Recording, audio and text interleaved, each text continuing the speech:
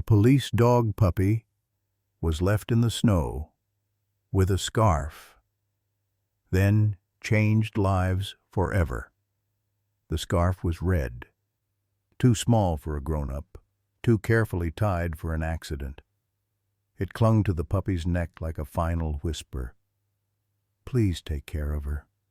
No name, no note beyond that.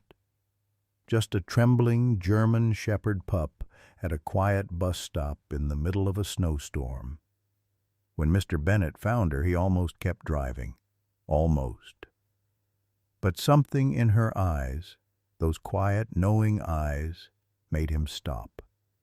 He didn't know it yet. But that single moment would unravel everything he thought he'd buried, and start a healing neither of them could have foreseen. It was the kind of morning that muffled the world. Snow had fallen all night, blanketing Chicago in a soft, relentless hush. The city hadn't quite woken up yet.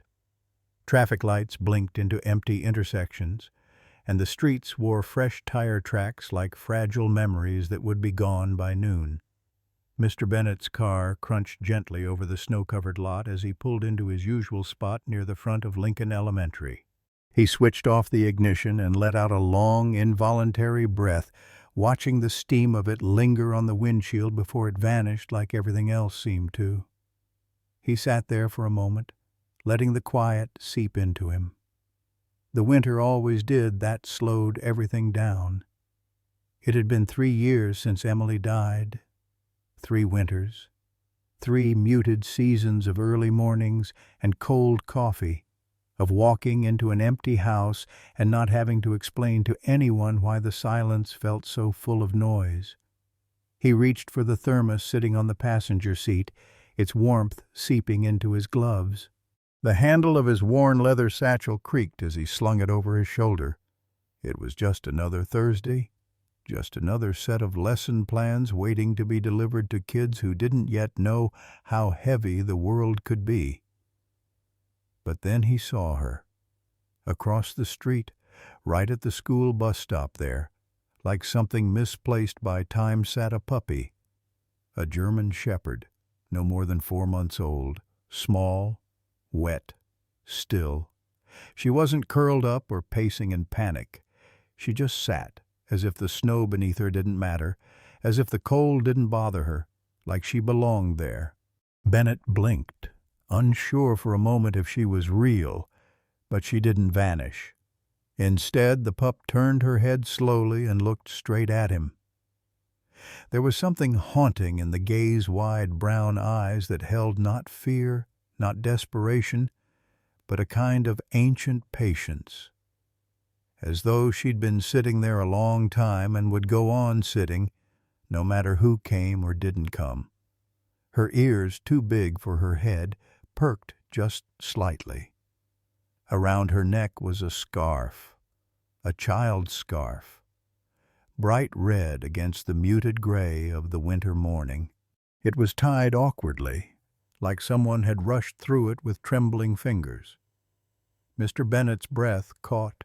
Something pulled at his chest, a tug that bypassed logic and burrowed directly into instinct. Without even realizing, he stepped out of the car, his boots crunching in the snow. The air bit at his cheeks, but he barely felt it. He crossed the street slowly, palms open, eyes never leaving hers. She didn't move, didn't flinch. She simply tracked him with that solemn stare, as if she had been waiting for him and no one else. Up close, he could see how thin she was. Her fur, soaked and matted, clung to her body in clumps. Her ribs stood out, faint but undeniable. Snowflakes clung to her snout and eyelashes, unmoving. Her paws were raw at the edges, red and cracked from the ice. And still, she did not whine, did not back away. "Hey there," he murmured, crouching. "Hey, sweetheart." Her ears twitched. He extended a gloved hand, fingers splayed low. She didn't sniff it. Instead, her head tilted just barely, and her eyes softened, not in fear, but in something dangerously close to trust. Trust from a creature that had no reason left to give it. That's when he noticed the tag. No, not a tag, a small plastic clip hooked to her collar. Folded underneath was a note. He reached out, careful not to startle her. The paper was damp at the corners, but still legible. Block letters, childlike, purposeful. Her name is Luck. She's gentle. Please take care of her. No name, no number, no explanation. Just a prayer, folded into 12 words. Bennett stared at the message until the words blurred. The wind picked up slightly, tousling the corners of the scarf. Luck, the name clung to his ribs like the morning air. He looked up and down the street. Nothing. No figures. No cars pulling away in the distance. Just the steady falling snow and the low groan of wind weaving through empty bike racks and playground fences. He lowered the note, swallowed the tightness in his throat, and looked back at the dog. "Luck, huh?" he whispered. As if in answer, she leaned forward just a little and gently pressed her head against his knee. That was it. That was the moment. Not dramatic, not loud, just the soft, trembling insistence of a life asking not to be forgotten. He reached down and scooped her up. She didn't resist. In fact, she let out a sigh so small, so tired, it shattered him. Her body folded into his like a missing piece. So light he could feel every bone, every beat of her heart pressed to his chest. "You're safe now," he said. And this time his voice cracked. And though he didn't know it yet, that moment was the end of something.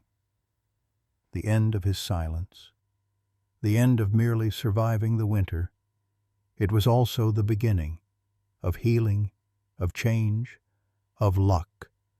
Mr. Bennett crouched slowly, the crunch of snow beneath his boots breaking the fragile silence. His breath came out in shallow clouds, curling like ghosts between them. The puppy still didn't move, not a single step back, not a bark, not even a tremble. He was close now, close enough to see the ice clinging to her whiskers, the way her fur matted behind her ears, stiff with cold. The red scarf around her neck had loosened slightly, revealing a fraying edge and one small patch of embroidery, maybe a letter, maybe just a scribble, stitched in pink thread. It was unmistakably handmade, not something bought, something given. And then he saw it. Just beneath the scarf, tucked carefully beneath her worn collar, was a small note, a rectangle of notebook paper folded once, secured with a plastic bread bag clip.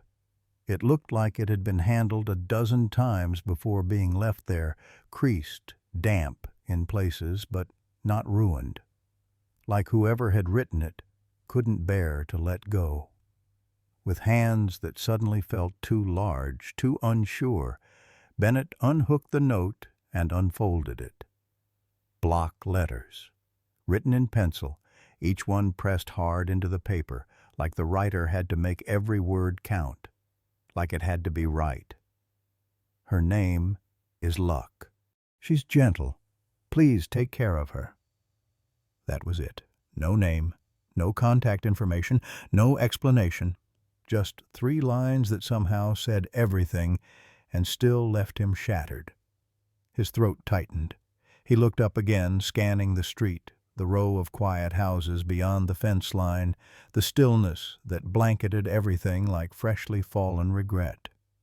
Nothing. He looked back at the dog Luck. She was still watching him with those impossibly deep eyes, waiting for something. Not affection, not food, something quieter, like understanding. He whispered her name aloud just to hear it exist. Luck! It didn't sound like a name someone chose for a dog. It sounded like a prayer, or maybe a final wish. She blinked once, slowly. Then, without warning, she stood and took one tentative step forward, closing the last bit of space between them. She was so small up close, so light. When he reached out a hand again, she didn't hesitate this time. She leaned her face into his palm like she'd done it 100 times before, like this was what she'd been waiting for all along. Bennett swallowed the lump in his throat. His hand trembled slightly as it moved over her soaked fur, down her fragile spine. He could feel her ribs beneath the fur. Count them. She shouldn't be this light. She shouldn't be alone. He moved without thinking. He scooped her gently into his arms, tucking her close to his chest, shielding her from the wind. She didn't resist. She didn't wriggle or tense. Instead, she let out the faintest, barely audible sigh. A sound so soft, so full of exhaustion and trust, that it nearly brought him to his knees.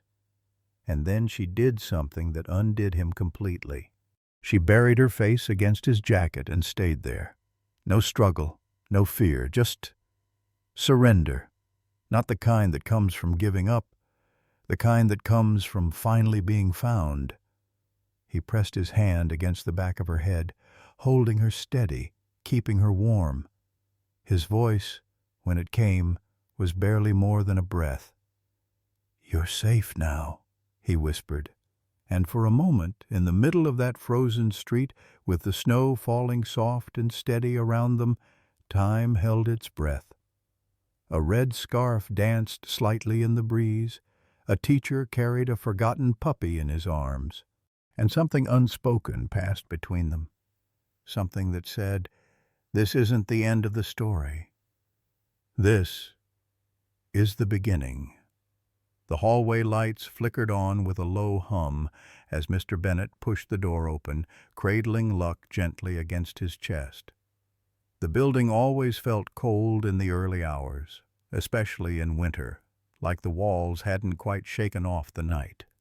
His boots echoed down the empty corridor, softened only by the sound of her shallow breathing and the faint whisper of snow melting from her fur. His classroom sat at the end of the hall. Room 5B. He stepped inside, kicking the door shut behind him with the heel of his boot. The room was still dim, lit only by the gray glow from the windows. Desks sat in neat rows, posters curled slightly at the corners. The dry erase board had yesterday's math problem still half erased in his own uneven scrawl. But in that moment, none of it mattered. He laid Luck carefully down on a fleece blanket he kept in a plastic tub near his desk, the kind he usually used for reading time or chilly mornings when the radiator lagged. The blanket was soft and smelled faintly of laundry detergent and old storybooks. He folded it gently around her small frame, tucking it under her chin like he would for a child after a nightmare. She let him. No flinch, no hesitation, only the faintest twitch of her ears as she adjusted, exhaling with something that felt like trust. Mr. Bennett moved quickly, dragging the small space heater from under his desk and plugging it in near her corner. The fan kicked on with a low whir, and warm air began to fill the space around her. He sat down beside her, not speaking, just watching. Luck didn't sleep. Instead, she lay still with her eyes half closed, head nestled into the blanket, her body slowly beginning to shiver less. Her tail gave a small, almost imperceptible wag. Once, twice, then stillness again. But her eyes kept drifting to the door, not in panic, in hope, like she was waiting for someone. The sight of it lodged something deep in Mr. Bennett's chest. The way she stared at that door, silent, patient, unmoving, like she still expected the person who left her to return, as if she hadn't yet given up on them. As if her loyalty still lingered on the other side of a goodbye she didn't understand. He reached for his phone, the cold glass slick in his hand. His fingers hesitated over the screen. Then, without thinking too hard, he called the main office. "Hey, this is Mr. Bennett," he said, voice quiet. I'm going to be late starting class today. Can someone cover for the first half hour?" The secretary didn't ask questions. She just said, "Of course." He ended the call and sat there for a moment longer, staring down at the little bundle of fur curled beneath his desk. Her eyes had drifted closed now, but her ears still twitched at every sound, like she wasn't sure if she was allowed to rest. He tapped open a browser and searched "missing German Shepherd puppy, Chicago." Nothing. No recent posts. No local reports. He checked social media, local pet groups, Craigslist. Nothing. He tried animal control next. Still no reports. No matches to her description. It was as if she'd never existed until this morning. As if she had materialized at that bus stop just for him. Luck shifted slightly in her blanket and gave a soft sound in her throat, almost a hum. Her paw moved toward the heater instinctively. Mr. Bennett reached out and adjusted the blanket again, careful not to disturb her. She didn't open her eyes. She just leaned in a little closer. For the first time in a long time, the silence in the room didn't ache. It didn't press in from the walls or curl into the corners. It just existed. Soft. Full. Like a lullaby made of stillness. He leaned back against the desk, the edge biting into his spine. He closed his eyes for a brief second and let the warmth of the heater and the gentle rhythm of her breath fill the space around him. He didn't know why she was there. He didn't know who had written the note or why they chose to trust a stranger. But he knew without question that something had changed the moment he picked her up. And for the first time in years he wasn't waiting for the next bell. He wasn't waiting for anything. He was just there. And so was she. The bell rang at exactly 8:15 a.m., breaking the fragile calm like a spoon tapping glass. But luck didn't startle. She remained curled beneath Mr. Bennett's desk, eyes open, alert but unafraid. Her ears twitched once, then settled. No bark, no whimper. Just that steady presence, like she was quietly surveying the rhythm of a world she didn't yet belong to, but was willing to understand. Mr. Bennett smoothed his hands over his sweater, took a breath, and opened the door. The hallway filled quickly, backpacks bouncing, sneakers squeaking on tile, the usual chaos of a fifth-grade morning in full swing. He watched as his students filtered in, one by one, their conversations trailing off as they noticed the shape on the floor. And then everything stopped. "Whoa," someone whispered. A girl near the front covered her mouth with both hands. "Is that a puppy?" Mr. Bennett cleared his throat, unsure of how to explain. "Her name is Luck. She's staying with us for now." For a moment, no one moved. Then, as if pulled by invisible thread, the kids began to creep closer, slowly, respectfully, instinctively sensing that this wasn't just some pet, that there was something different about her. Luck didn't react to the crowd. She lifted her head slightly, meeting every curious glance with calm, unmoving eyes. Her tail didn't thump wildly. It swayed once, measured, controlled. Then she laid her head back down, ears tilting toward the children's voices like she was reading them. "She's so quiet," one boy muttered. Mr. Bennett nodded. "She's good at listening." At the back of the room, near the coat cubbies, Jordan sat down.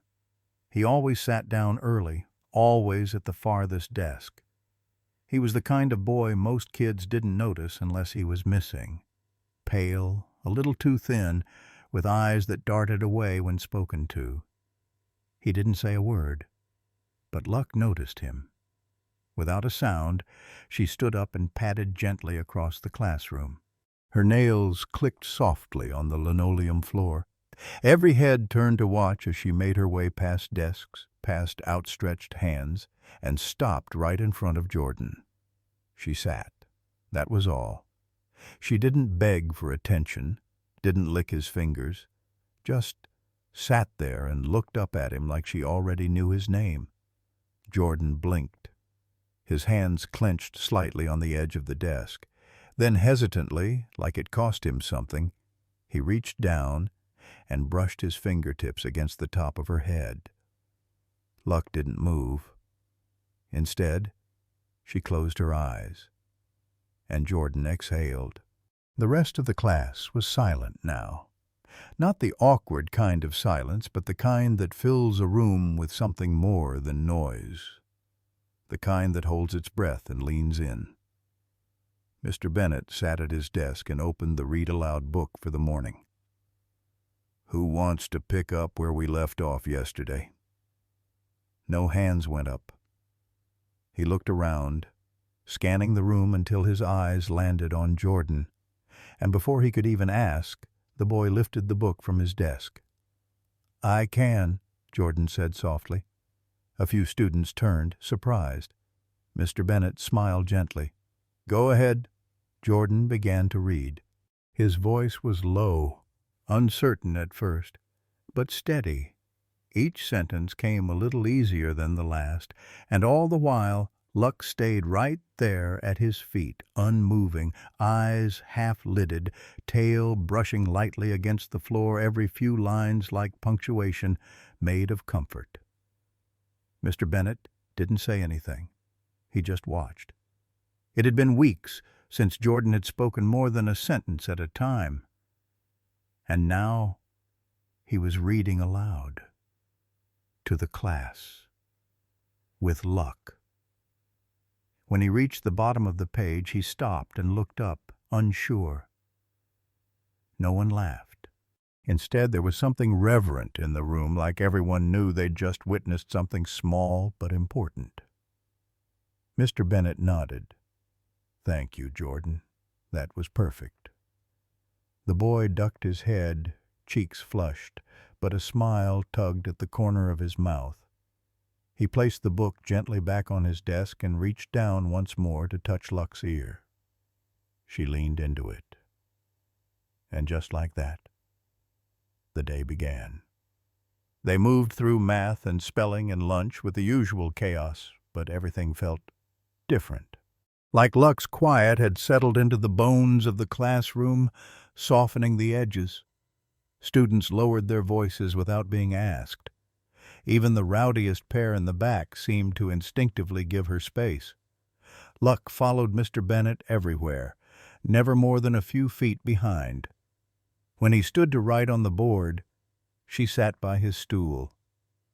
When he crouched to help a student with a worksheet, she lay down beside him, eyes watchful but never intrusive. She didn't act like a dog trying to fit in. She acted like she already belonged, and by the time the final bell rang, no one wanted to leave. "I think she makes the room warmer," one girl said as she zipped her coat. Mr. Bennett just smiled. He didn't need to say anything, because she did. It was one of those midwinter afternoons when even the sun seemed tired. The playground outside was dusted with leftover snow, stomped flat into patches of gray slush and glittering ice. The wind wasn't cruel, but it carried just enough bite to make the children pull their coats tighter and their voices louder, trying to pretend they didn't feel it. Inside, the classroom had thinned out, half the students at recess, the rest scattered between the hallway and the reading corner. Mr. Bennett sat at his desk with a stack of vocabulary quizzes, a red pen in hand, and the dull ache of grading settling into his back. Luck lay beneath the windowsill, chin on her paws, eyes tracking every sound like she was auditing the mood of the room.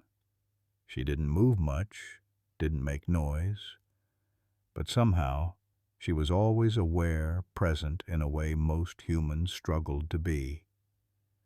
That's when it happened. The door creaked open just enough for a small figure to slip inside, shoulders tight, steps heavy. It was Maya. She didn't say a word, just walked in and sat in the back corner near the cubbies, her coat still on, her backpack slumped beside her like it had given up too. Mr. Bennett glanced up. "Hey, Maya. Everything all right?" She didn't answer. He set the red pen down and stood. "Did something happen at recess?" Still no reply. He walked over slowly, crouching a few feet away. "Maya?" Her face was turned away, but the silence around her was different, thicker, like a wall just beginning to crack. Then he saw it. The quiz in her hand. She held it like it hurt her fingers. Red ink circled a score near the top, 56. The number looked too loud, too sharp against the page. For most kids, a bad grade was a bump. For Maya, it was confirmation of every doubt, every fear. "I tried," she said, voice thin. "I really did." Mr. Bennett's chest tightened. "I know you did." She blinked hard, but her eyes stayed dry. That was always the hardest part with Maya. She didn't cry like the others. She folded in on herself, locked it all behind her eyes like showing sadness might make it worse. But someone else noticed. Luck had lifted her head the moment Maya entered. Now she stood and padded softly across the room. No urgency, just quiet intention. Maya didn't notice her at first. She had her arms wrapped tight around her knees, forehead pressed against them. She was trying not to fall apart. And then she felt it. A nudge, gentle and deliberate against her hand. Maya lifted her face just slightly, eyes wet but stubborn. Luck was sitting in front of her now, head tilted, ears relaxed, tail still. She nudged her hand again, softer this time, and then, without waiting, curled up beside her and laid her head in the girl's lap. Maya froze. Then, slowly, she placed both hands on the dog's head, unsure at first. And then all at once, she crumbled.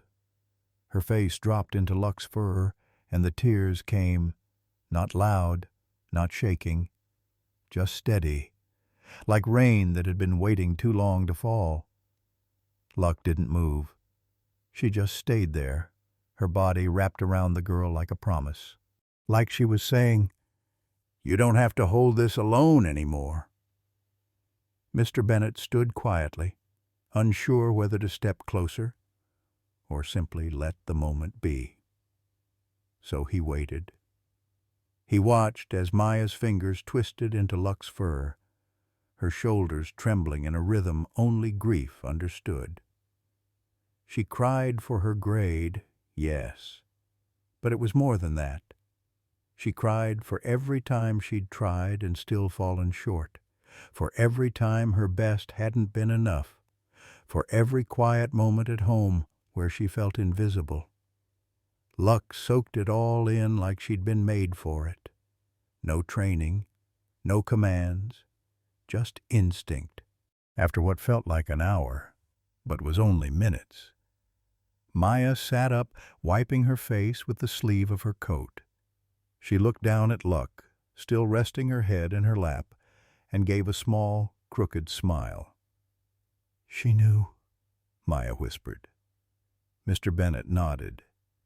"Yeah, she did." The silence afterward wasn't awkward. It was filled with something gentle, something real. When Maya stood, she folded the quiz in half and tucked it into her backpack without looking at it again. She didn't say another word, just leaned down, kissed the top of Luck's head, and walked back outside into the cold. Mr. Bennet knelt beside her. Luck turned to him, eyes calm but steady. "You're not just a good dog," he said softly. "You're something else entirely, aren't you?" She didn't respond, of course, just blinked slowly as if to say, finally catching on. He exhaled and ran a hand down her back. And in that moment, he knew this wasn't just a rescued puppy in a classroom. This was something rarer, something sacred. She wasn't there to be kept. She was there to keep others.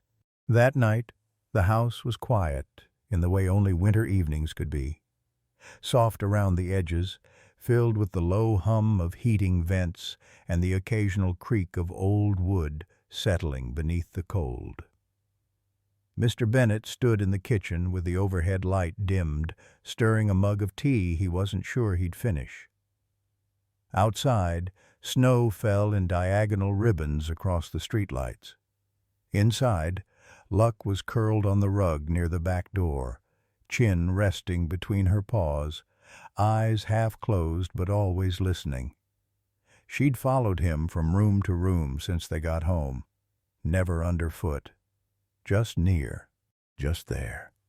When he read mail at the counter, she sat quietly in the doorway. When he folded laundry in the den, she rested in the hallway, always within sight.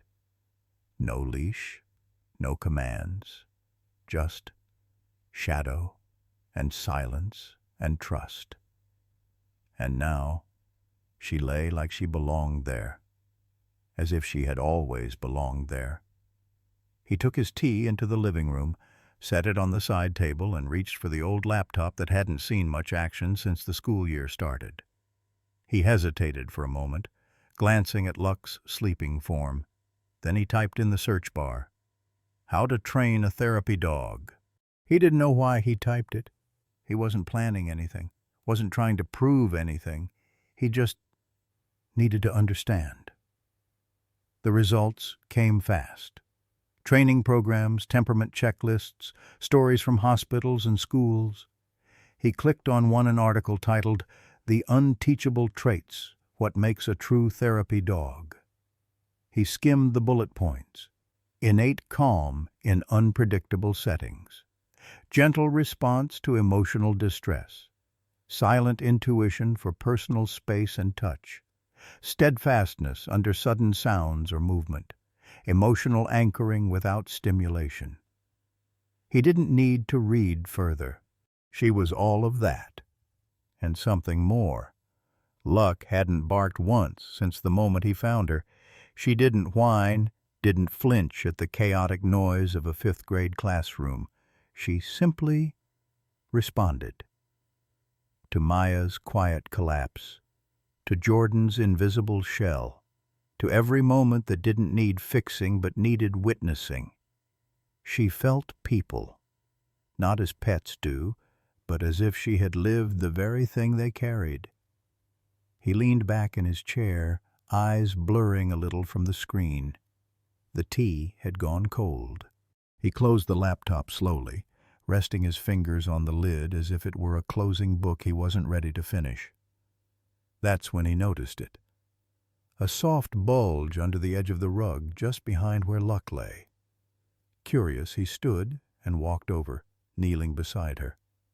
She blinked up at him sleepily, but didn't move. He lifted the edge of the blanket she'd curled herself into, and there, half tucked into her fur, was an old crumpled tennis ball, faded green, edges chewed, a threadbare line running around the middle like a scar. Mr. Bennet picked it up slowly, turning it in his hands. It was worn the way only a well-loved toy could be. Not recent, not new. It had history. It had memory. Luck's eyes followed the ball, but she didn't jump for it.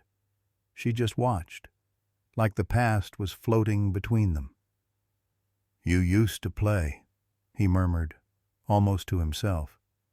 "Someone threw this for you." She gave no answer, only laid her head back down with a quiet exhale, as if remembering was too heavy for tonight. He sat beside her, holding the ball in his lap.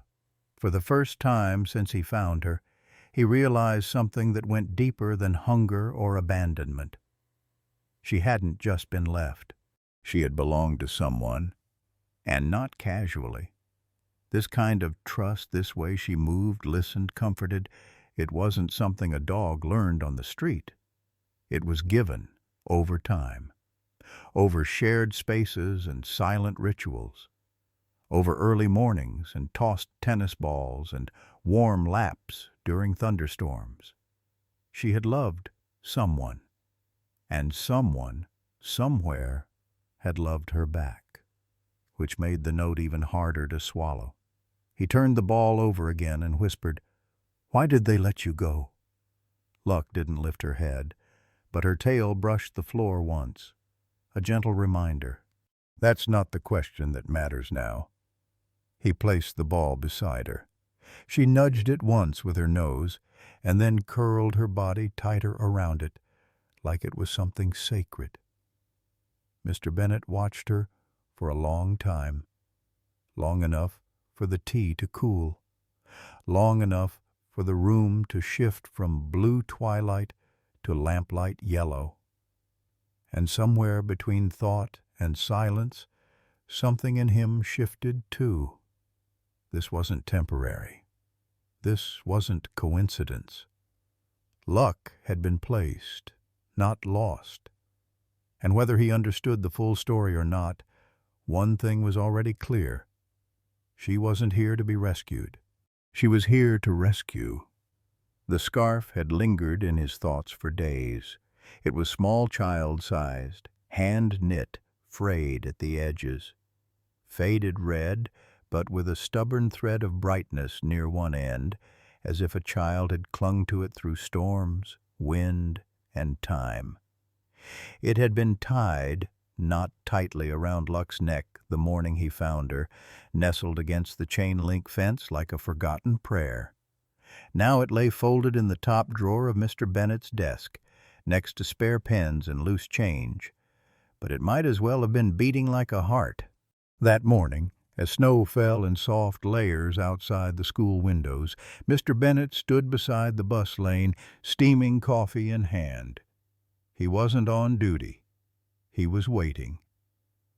At exactly 7:58 a.m., Bus 47 pulled in, brakes hissing against the quiet.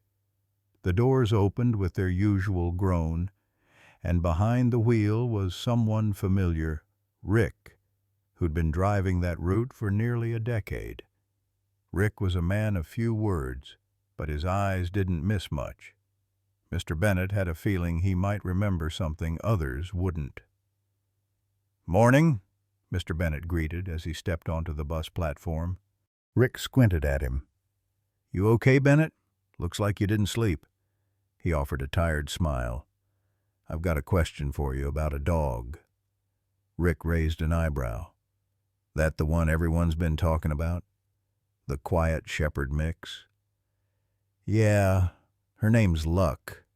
I found her behind the school last week." He hesitated, then pulled the scarf from his coat pocket. She was wearing this. Rick's face softened, like something clicked into place. Red scarf. He reached for it gently, rubbed the yarn between calloused fingers. "Yeah, I remember her. Sat right there." He jerked his thumb toward the snow-covered bench across the street. "Same time every morning. About a week straight." Mr. Bennet frowned. "Just sitting?" "Yep. Right by the stop sign. Didn't move much. Wouldn't come when I called. Just stared down the road." Rick paused. Like she was waiting for someone who was late. A strange pressure tightened in Mr. Bennet's chest. "What time was that?" "Same as now. Just before 8. I'd slow down in case she tried crossing, but she never did." Rick looked out the window, as if still seeing her there. She looked, I don't know, not lost. More like she had a purpose. Mr. Bennet nodded slowly, words catching somewhere behind his throat.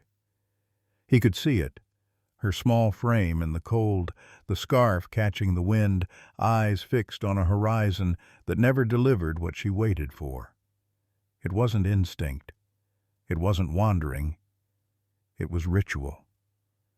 "She must have known someone got on that bus," Mr. Bennett said, more to himself than to Rick. "Or was supposed to." Rick nodded. "Maybe. Or maybe she just remembered something good that used to happen here. Dogs know more than we think."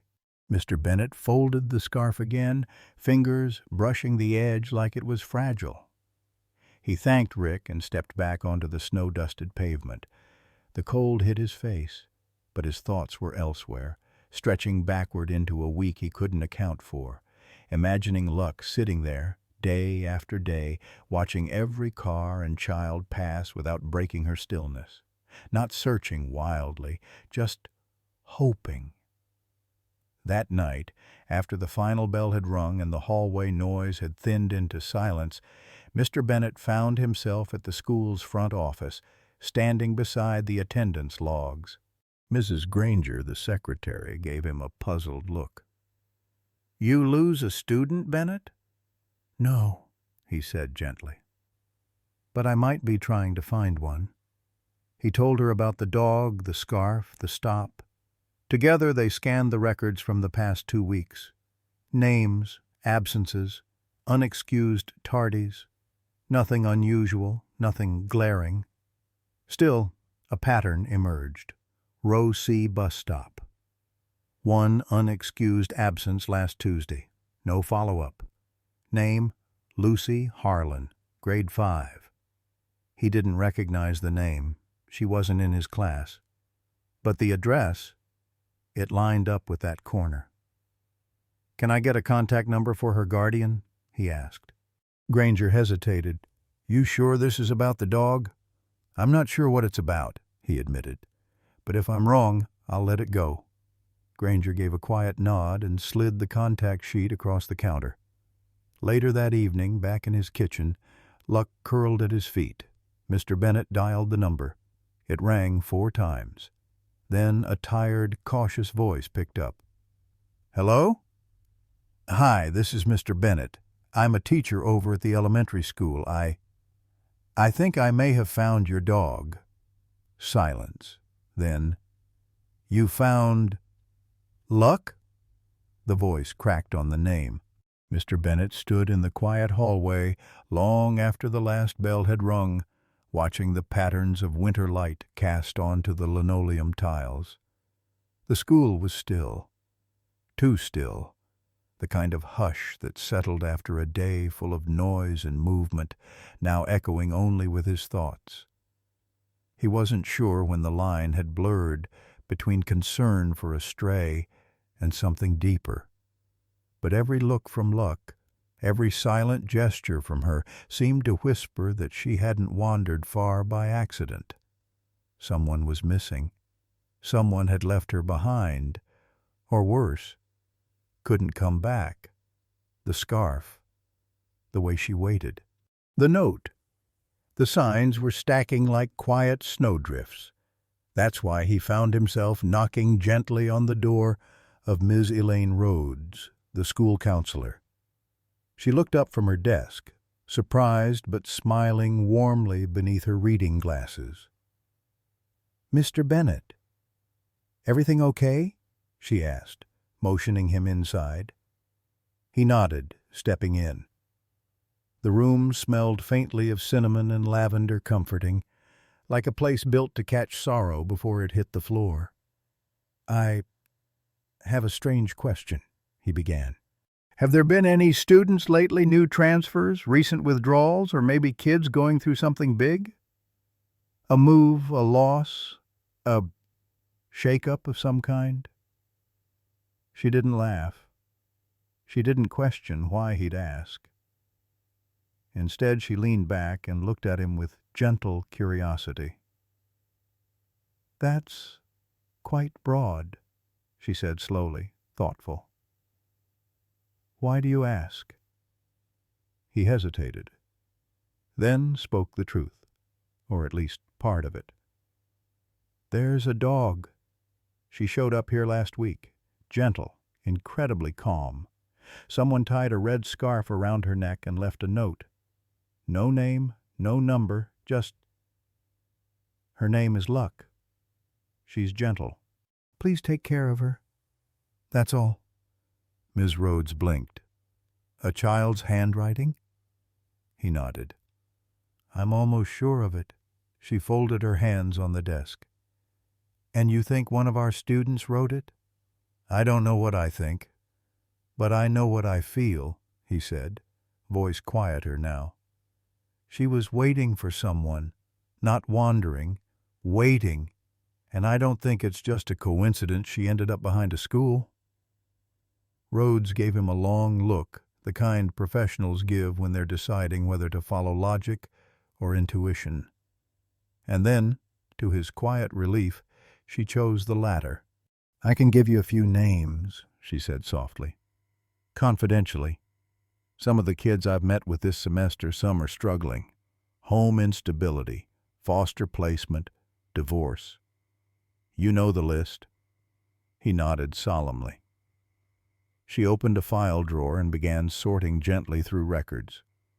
These are just ones that come to mind, but one in particular. Daniel Reyes, 5th grade, transferred here 3 months ago. Very quiet. Doesn't speak unless called on. Draws a lot of dogs, though. She offered a small smile. Very detailed ones, too. Mr. Bennett leaned forward. Which class is he in? Mrs. Torres. That name clicked. Daniel had art just before lunch in the adjacent room to his. He'd seen the boy, though barely. Small for his age, always tucked into himself like a folded letter no one dared open. Elaine passed him a paper slip with a few more names and contact protocols. You didn't get this from me, she said kindly. But if you're right, I think you'll be doing more good than harm. He nodded. Thank you. The next day, Mr. Bennett paid closer attention. Daniel sat alone at lunch. Always. He held his sandwich with both hands, eating slowly, eyes fixed on the table. He didn't look up, not even when the other boys raced past or when trays clattered. Luck, usually content to nap in a quiet corner of the classroom, lifted her head that afternoon when Daniel passed the open door. Her ears perked. Then, slowly, deliberately, she stood. Mr. Bennett froze, watching. Luck stepped out. No bark, no sound. Just a calm, quiet approach down the hallway, her tail low, eyes steady. She paused in front of Daniel's classroom, then laid down right outside the door. She didn't move again. That night, Mr. Bennett couldn't shake the image from his mind, the scarf, the silence, a child who said nothing, and a dog who spoke without words. He picked up the red yarn again from his desk, turning it over in his hands. Threads fraying, smelling faintly of snow and time. It was all leading somewhere. He could feel it, not like a teacher solving a mystery. No, like a man honoring the language of grief, of waiting, of love left with no place to go. It was after dismissal, when the school hallways fell into that quiet lull between noise and night, that Mr. Bennett found him.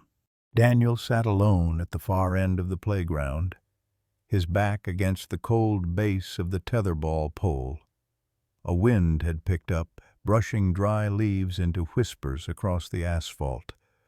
The boy's small hands were tucked into the pockets of his jacket, his shoulders hunched, not just from cold, but from something heavier. Mr. Bennett approached without words. Luck padded beside him in silence, stopping a few feet away. She didn't rush, didn't force. She simply sat, her ears tilted forward, waiting with that same gentle presence she carried since the day she'd appeared. The boy looked up. His eyes weren't guarded. They were already cracked open, wide with guilt and fear, and the kind of sorrow too old for a fifth-grader to carry. Mr. Bennet knelt beside him, close, but not crowding, just near enough for warmth. "I think she's been waiting for you," he said softly, nodding toward the dog. Daniel swallowed, his lips trembling. "I wasn't sure you'd find her." Luck took a small step forward, lowering her head, and then, with impossible care, she nudged her nose into the boy's chest. Daniel broke. His arms wrapped around her neck, face bearing in her fur as the sobs came, deep, silent, shaking ones. Mr. Bennet placed a steady hand on the boy's back, his voice a whisper over the winter wind. "It's okay. You did something very brave." Daniel shook his head, still crying. "It wasn't brave. I left her. I had to." He pulled away slightly, wiping at his face with a sleeve. From his coat pocket something red slipped out the frayed edge of the same scarf, the one Luck had worn. Mr. Bennet's breath caught. Daniel saw his eyes fall to it and unfolded the rest. It was torn, uneven like a piece had been left behind on purpose. "I didn't know what else to do," the boy said, his voice small and hoarse. "We had to move. Everything happened so fast. Mom said no dogs allowed in the new place. It's just an apartment, and she's working double shifts now, and I didn't want to give her to a shelter. What if they hurt her? Or sent her away forever?" He reached out and stroked Luck's head, his fingers trembling. "She's not like other dogs. She always knew when I was sad. When Mom cried in the kitchen and thought I was asleep, Luck would curl up next to me like she was trying to hold my heart in place." Mr. Bennet felt something shift inside his chest, like a door he didn't realize had been locked, slowly creaking open. "I wrote the note," Daniel whispered. "I thought if I left her near a school, someone kind might find her. A teacher, maybe. Someone who wouldn't just see a dog, but see her." Mr. Bennet looked at the scarf again, red against the graying light. "You trusted the world to be kind," he said quietly. "And sometimes that's the bravest thing anyone can do." Daniel didn't respond. He simply rested his cheek against Luck's shoulder, eyes still rimmed with tears, but breathing easier now, like the truth had lifted the weight of weeks off his back.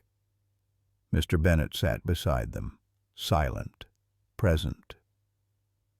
The three of them stayed like that for a long time, in the stillness, in the cold, in a pocket of peace carved out by understanding. Eventually, Daniel looked up. "Is she okay?" he asked. "She's more than okay," Mr. Bennet said. "She's been helping, in ways I can't explain. She's already changed this classroom, this school, maybe even me." Daniel smiled, barely. "She always did that." Mr. Bennet hesitated, then placed a hand on the boy's shoulder. "We'll figure something out. I promise. You don't have to carry this alone anymore." For the first time since the conversation began, Daniel nodded. Luck, as if sensing the weight lifting, laid her head in the boy's lap and closed her eyes. That night, Mr. Bennet sat at his kitchen table long after the sun had vanished behind snow-heavy clouds. The red scarf lay across the wood, frayed edge up, like a bookmark left in a chapter of someone's life. He picked it up gently. Some dogs were companions, some were protectors, and some, like Luck, were bridges between pain and healing, between silence and voice, between loss and whatever came next. He looked at the empty mug beside him, still warm from tea, and felt the quiet was different now. Not hollow, not echoing, it was full, full of the weight of a boy's tears, a dog's loyalty, and the unmistakable beginning of something that mattered. Tomorrow he would meet with Daniel's mother. Tomorrow he would make sure this story didn't end in goodbye. But tonight he sat with gratitude and something close to awe. Some children write letters. Some dogs carry them. And sometimes the world listens. It was barely past dawn when Mr. Bennet poured his coffee and stood by the window, watching frost crawl along the glass like quiet nerves. Saturday had arrived, gray and still, with a kind of heavy hush in the air that made everything feel suspended. In just a few hours, he would take Luck to the park. Daniel and his mother would be waiting. And in truth, he wasn't sure who was more nervous, him or the dog. Luck was curled at his feet, head on her paws, breathing steady. But something in her stillness felt more alert today, as if she too sensed what was coming. He reached down and gently rubbed behind her ear. "Think you'll remember him?" he whispered. Her eyes blinked slowly, then closed again. She'd been like this all morning, quiet, yes, but more than that, attuned, watchful. When he packed her old red scarf and the tennis ball he'd found tangled in her fur, she lifted her head and let out the smallest sound. Not quite a bark, not quite a whine, just recognition. The note Daniel had written still sat on the counter where Mr. Bennet left it days ago. "Her name is Luck. She's gentle. Please take care of her." And he had. But now came the question no one had dared speak aloud. Was this temporary, or had a choice been made without words? He stared at the leash in his hand and sighed. In the quiet moments of that morning, 1,000 questions rustled inside him. What if Luck didn't react the way Daniel hoped? What if she'd grown too attached to the classroom, to the safety of new routines?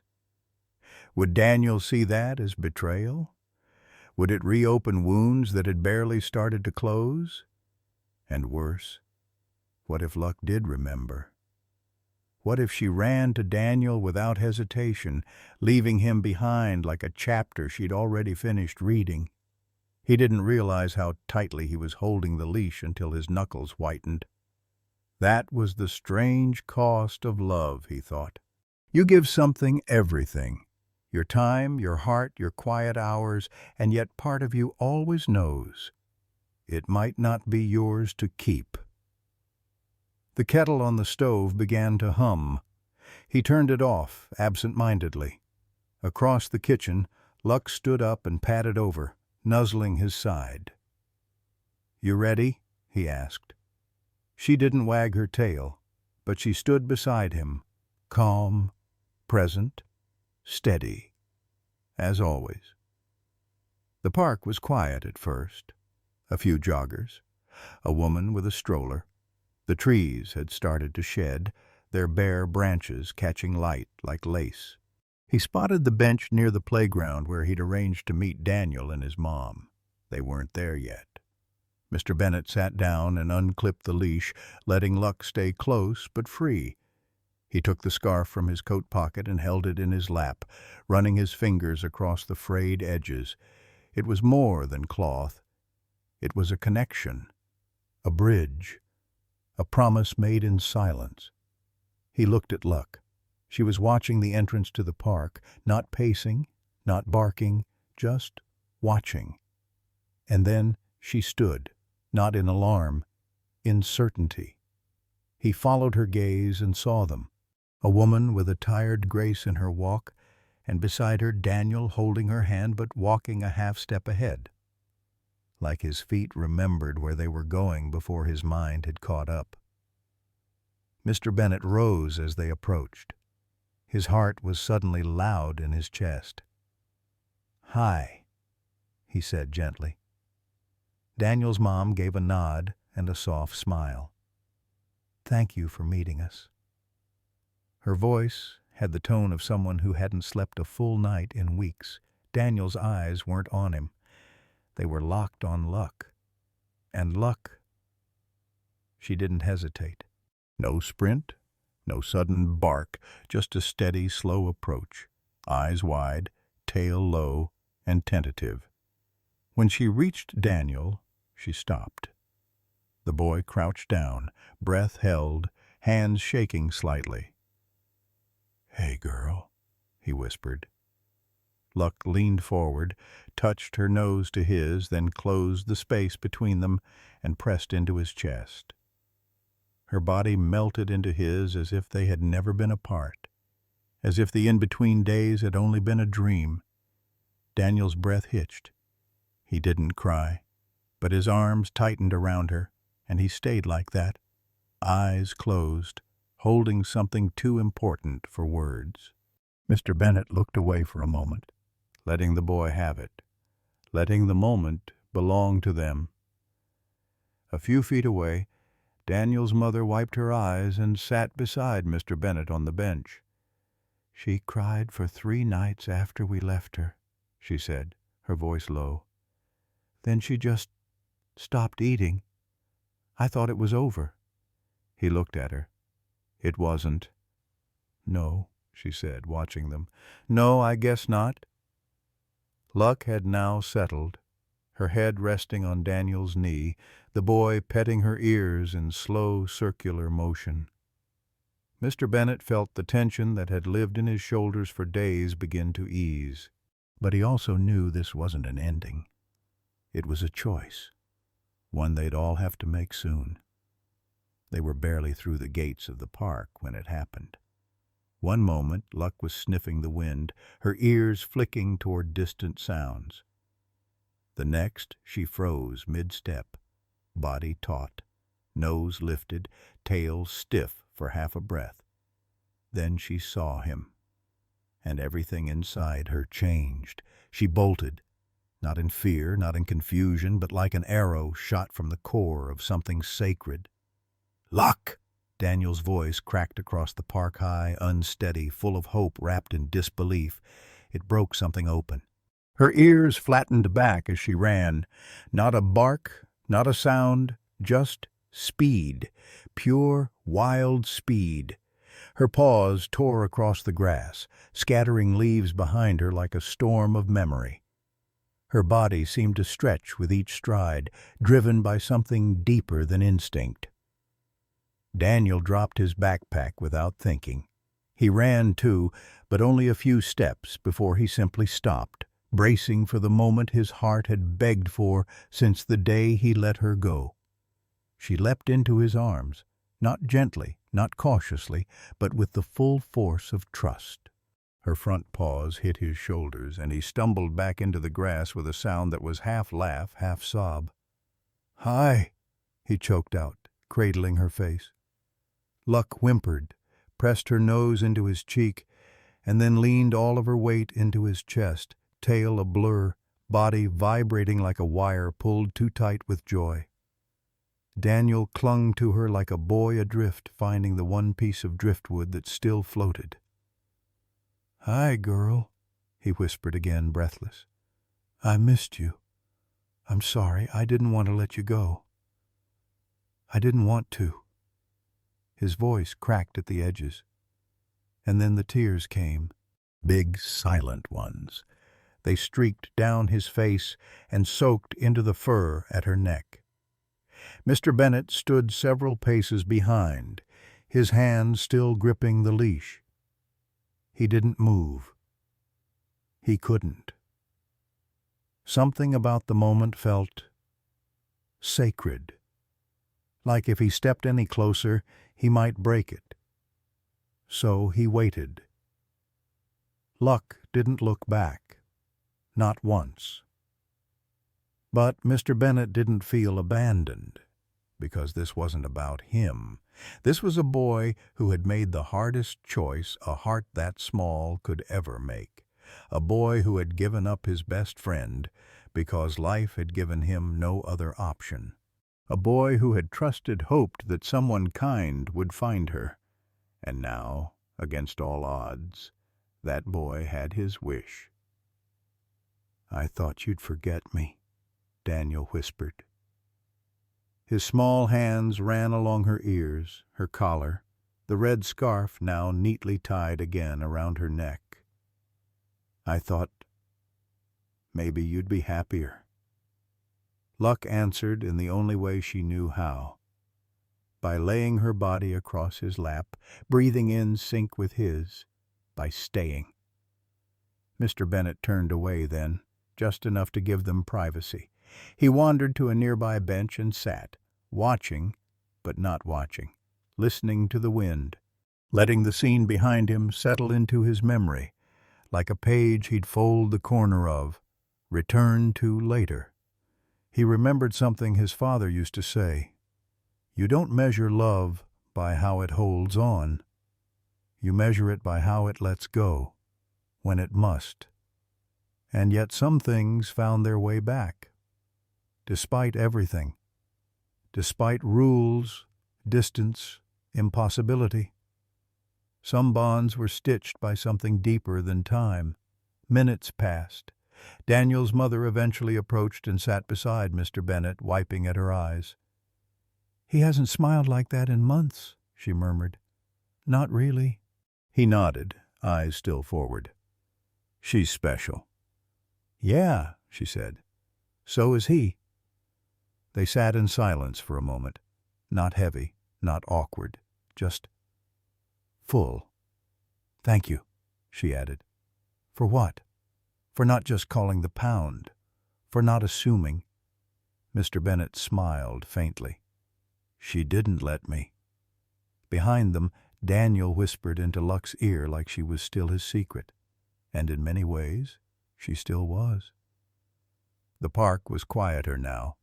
The wind had settled. Laughter from a nearby playground faded into the distance. Clouds drifted across the afternoon sky, soft and unhurried. Daniel sat cross-legged in the grass, his hand resting on Luck's back as if afraid letting go would make this moment vanish. His eyes were dry now, but there was a weight to them, like someone who had grown up a little too fast. He looked up at Mr. Bennet, who'd slowly returned from the bench when the timing felt right. In Daniel's palm was something small and faded. A tennis ball, old, scuffed, the green fuzz nearly worn away, a slight tear near the seam. And yet it looked important, like it had been held onto not just by fingers, but by memory. "She always slept with this," Daniel said quietly, "even when she was tiny, like before she even knew what playing fetch was." He placed the ball in Mr. Bennet's open hand. Their fingers brushed for just a second. "I kept it in my drawer," Daniel added, "but I think she missed it. I think maybe she needs it more now." Mr. Bennet looked down at the ball, then at the boy. His voice caught before he found the right tone, gentle, not too heavy. "Thank you," he said. Daniel gave a small, almost apologetic shrug. "She was never really just mine, you know. She'd always sit with people when they were sad. My cousin once cried 'cause of a bad dream, and she stayed outside her door all night. She knew." He paused. "I think she was meant to help people." The words landed softly, but firmly, as if the boy hadn't just said them, but realized them right there in the grass, with the wind playing with the edge of Luck's red scarf. Mr. Bennet crouched down beside them. Luck lifted her head, her eyes moving between the two, watchful, as always. "She's been doing that," he said. "Every day, without being asked. Kids who don't talk, do. Kids who don't smile, do. And it's not because of me." Daniel reached forward, ran his fingers through the familiar fur on Luck's neck, then pulled her close for one last hug. "I told her someone kind would find her," he whispered.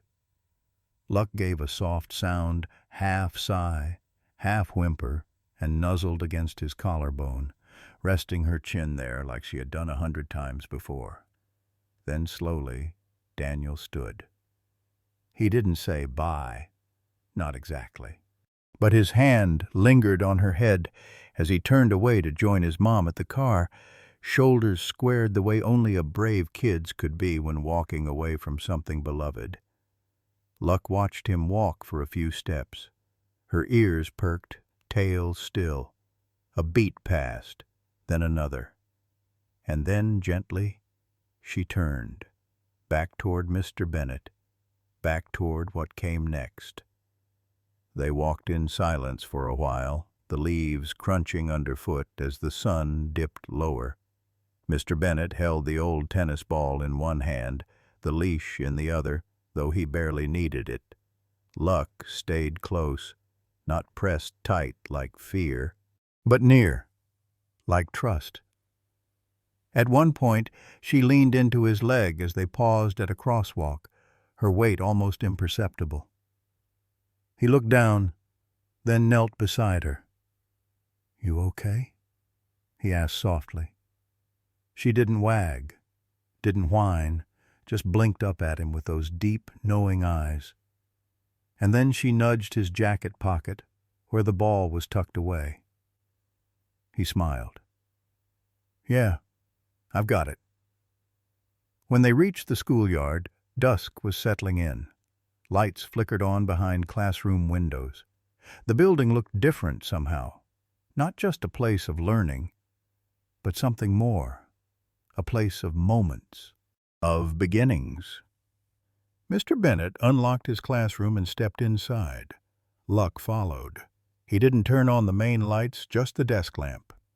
It cast a golden glow across the room, catching specks of chalk dust in the air. He set the ball on his desk for a moment, then wrapped it gently in a small towel and placed it in the basket near her blanket. Luck padded over, gave it one sniff, then curled beside it. Not on it. Beside it. Like she knew the gift wasn't about having, but remembering. Later, as he sat grading papers in the quiet, Mr. Bennet caught himself staring out the window longer than necessary. The silence didn't feel empty. It felt full of stories, of second chances, of a boy who had let go with love and a dog who had returned with purpose. He looked at Luck, curled gently by the heater, and thought about the note. Her name is Luck. She's gentle. Please take care of her. He hadn't known back then what that really meant. Now he did. And somehow, he knew this was just the beginning. The application sat on Mr. Bennet's desk for 3 days before he finally filled it out. There was something vulnerable about putting it on paper. His hope. As if, by writing her name in the blank next to candidate, he might be asking too much of the dog who had already given so much. Still, the decision felt right. Not just for him. For her. He tucked the envelope under his arm and glanced over at Luck, curled beside the reading rug, half asleep. Her ears flicked when he moved, but she didn't lift her head. Just opened one eye as if to say, "You're finally doing it, huh?" "Yeah," he said aloud, voice quiet in the empty classroom. "We're doing it." The certification process for therapy dogs wasn't simple, but it wasn't cruel either. It was, in a way, respectful. Designed not to train obedience into them, but to reveal something already there. Temperament, intuition, grace under pressure. Luck didn't need to learn how to behave. She just needed someone to trust that she already did. On the day of her temperament test, Mr. Bennet felt like he was the one being evaluated. They arrived early, too early, and sat in the waiting area of the community center where other dogs waited with their handlers. Some barked, some strained at their leashes, eager or anxious. Others tucked themselves under chairs, shaking. Luck? She sat, silent, alert. Her tail rested gently on the floor. Her eyes moved across the room like she was collecting stories. One woman with a poodle leaned over to Mr. Bennet. "Is she always this calm?" He nodded. "Even when there's thunder." The woman smiled, a little envious. "Wish mine was." When they called Luck's name, she stood without prompting. Just a slight inhale, a glance at her person, and then ready. The room they entered was large and sparse, lined with blue mats and chairs spaced like invisible boundaries. A woman in a vest stood at the center, clipboard in hand. Her voice was warm, practiced. "Hi there. We're just going to run through some basics," she said. "Nothing too scary." Mr. Bennet smiled politely, but his palms were damp. First came the greeting test. A stranger approached, arms open, friendly but unfamiliar. Luck didn't flinch. She stood, let herself be touched. Not exuberant, not withdrawn, just present. Then the loud noise test a metal bucket dropped behind her. No bark, no jump, just one blink, and a glance over her shoulder as if assessing whether it deserved concern. It didn't. Next, the mobility aids test. A volunteer with a walker shuffled past, brushing slightly against her fur. Luck moved just enough to allow space, then resettled, like a river curving around a stone. They tested obedience with distractions, calmness around food, and finally, recovery after startle. And still, no panic, no resistance, just that same deep, grounded presence. By the end of it, Mr. Bennet felt like he'd been holding his breath for hours. When the examiner finally looked up from her clipboard and said, "She's remarkable," it hit him harder than he expected. His hand found Luck's head. "She really is." Later in the hallway, as they walked back toward the car, he stopped and crouched beside her. "You didn't even blink during the bucket test." She licked his nose once, then sat back on her haunches, tail brushing gently against his shoe. "You're not a dog," he whispered. "You're a heartbeat." At home that night, he sat at the kitchen table, the certificate of provisional approval resting in front of him. It wasn't official yet. They still had to log supervised visits, get signed off by a licensed therapist, but it was a beginning. Luck lay beneath his chair, the old tennis ball tucked beside her muzzle. Mr. Bennet traced the name typed on the paper. Luck, therapy dog candidate. He leaned back and closed his eyes. In a world that often demanded proof of worth, of calm, of belonging, she had offered something rarer, presence. Not showy, not loud, just real. A child's breathing slowing as fingers touched warm fur. A girl who hadn't cried until a head rested in her lap. A boy who let go because he knew she was safe. And now, others would feel it too. The next morning, he walked into school with a lightness in his step. The kind you don't announce, but carry. The kind that comes when you know you're walking beside something, someone meant for this world in a way few are. He looked down at her as they approached the building. She met his gaze. No leash was needed. She simply walked with him, as if she always had. The second evaluation wasn't held in a quiet room. It wasn't padded with mats or offered gentle smiles. This one took place in the heart of a working middle school, during peak hours, bells ringing, locker doors slamming, sneakers squeaking down tiled hallways, a cacophony of adolescent life. It was, as Mr. Bennet quickly realized, intentional. A true therapy dog doesn't work in perfect conditions. They walk into the chaos and stay calm anyway. He stood at the edge of the hallway beside Luck, his hand resting lightly on her back. She stood with that familiar, grounded poise, ears relaxed, tail still, body breathing like a metronome. "Mr. Bennet?" a voice called from behind. He turned. A man in his late 50s approached, wearing a soft blue vest with a laminated badge clipped to the front. His walk was brisk, no nonsense. "I'm Dr. Paul Ramsey, evaluator for Tier 2 qualification," he said, shaking Mr. Bennett's hand. "You ready?" "I think she is," Mr. Bennett said with a half smile. Dr. Ramsey raised an eyebrow, looking down at Luck. "We'll see." The test began in motion. First, a hallway walkthrough. Kids bustled past in both directions, some glancing curiously, some oblivious. One dropped a binder. Another tripped and nearly fell into Luck. She adjusted, calmly stepping aside to allow him through, her eyes never leaving Mr. Bennett. "Nice," Dr. Ramsey murmured, jotting something down. Next, the mock classroom. Inside, 2 evaluators staged distractions. One clattered metal chairs, another dropped a tray of coins behind Luck. A third sat cross-legged on the floor, waving a feather duster slowly, deliberately, beneath her nose. Luck didn't move, didn't startle, didn't flinch. She simply turned her head slightly, acknowledging the feather with a quiet blink, then looked back at the child reading aloud from a book nearby.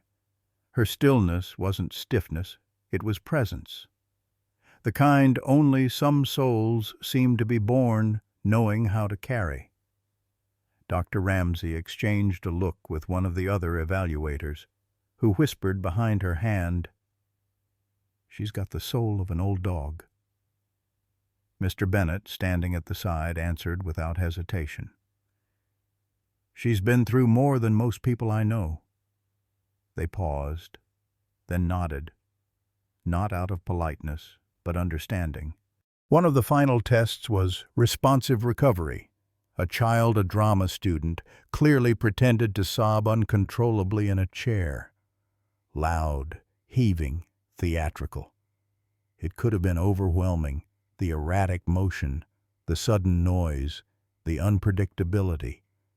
But Luck's response wasn't hesitation, it was empathy. She didn't charge in or retreat. She walked slowly toward the girl, sat a foot away, and lowered her body to the floor. Then, inch by inch, she extended her neck until her muzzle rested gently on the girl's shoe. The girl stopped sobbing. It wasn't in the script, but the evaluator didn't correct her, because for a moment, the test became real. A silence settled in the room, not forced, but earned. Someone whispered, "That's not trained. That's something else." Outside, afterward, Dr. Ramsey pulled Mr. Bennett aside. "She's unlike any we've tested this month, possibly this year." Mr. Bennett simply nodded, brushing his hand over Luck's head. "She's different." Dr. Ramsey paused. "Most dogs pass or fail based on command response, control, but this is instinct, groundedness, intuition." A breeze moved through the parking lot, carrying a trace of chalk dust and spring air. Mr. Bennett looked at the man squarely. "You know, I think she was someone's whole world once, and somehow she's carried all that love with her." Dr. Ramsey stared at the dog for a moment. Whatever she carried, she didn't drop it. That evening, Mr. Bennett sat on the front steps of his house, Luck beside him, both watching the horizon wash itself in amber. He held the evaluator's written note in his hand, one line circled. Unshakable, anchored, empathetic, almost human. He exhaled slow and long. "She's not human," he whispered, not to correct the evaluator, but to honor what was true. "She's better." Luck leaned her head onto his knee, sighing through her nose. And in that sigh, soft, quiet, honest, he heard something that needed no words at all. A promise that she would keep showing up for the kids who didn't yet know how to ask for help. That she would sit beside silence until it became safe enough to speak. That she would carry the red scarf in her spirit always, not as loss, but as origin. The envelope came on a Tuesday morning, slid through the mail slot with a soft rustle that barely disturbed the air. Mr. Bennett found it resting atop a pile of coupons and catalogs, its crisp white edge standing out like something sacred. His name was typed neatly across the front. No return address, no ceremony, just quiet certainty. He brought it to the kitchen, where the sunlight streamed in diagonally across the tiles, catching dust motes and warming the rim of Luck's water bowl.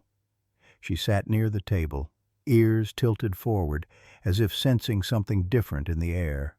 With careful fingers, Mr. Bennett opened the envelope. Inside, a single letter, and beneath it, the badge, a smooth metal oval embossed with the emblem of the National Therapy Dog Registry. Her name etched into the bottom in tiny serif letters. Luck, Certified Therapy Companion. His throat tightened unexpectedly. He lowered the badge and looked at her. This dog who had once sat trembling outside the school gate, unsure of where she belonged. This dog who had been someone's goodbye and someone else's beginning. This dog who never barked for attention but somehow drew it anyway, simply by being still in a world that often forgot how. She padded closer, her nose brushing his hand. He clipped the badge to the side of her vest, the metal catching the light as it clicked into place. Not flashy, not loud, just earned. He bent down to her level, one hand resting on her shoulder. "You did it, sweetheart." Luck didn't bark. She didn't bounce or spin.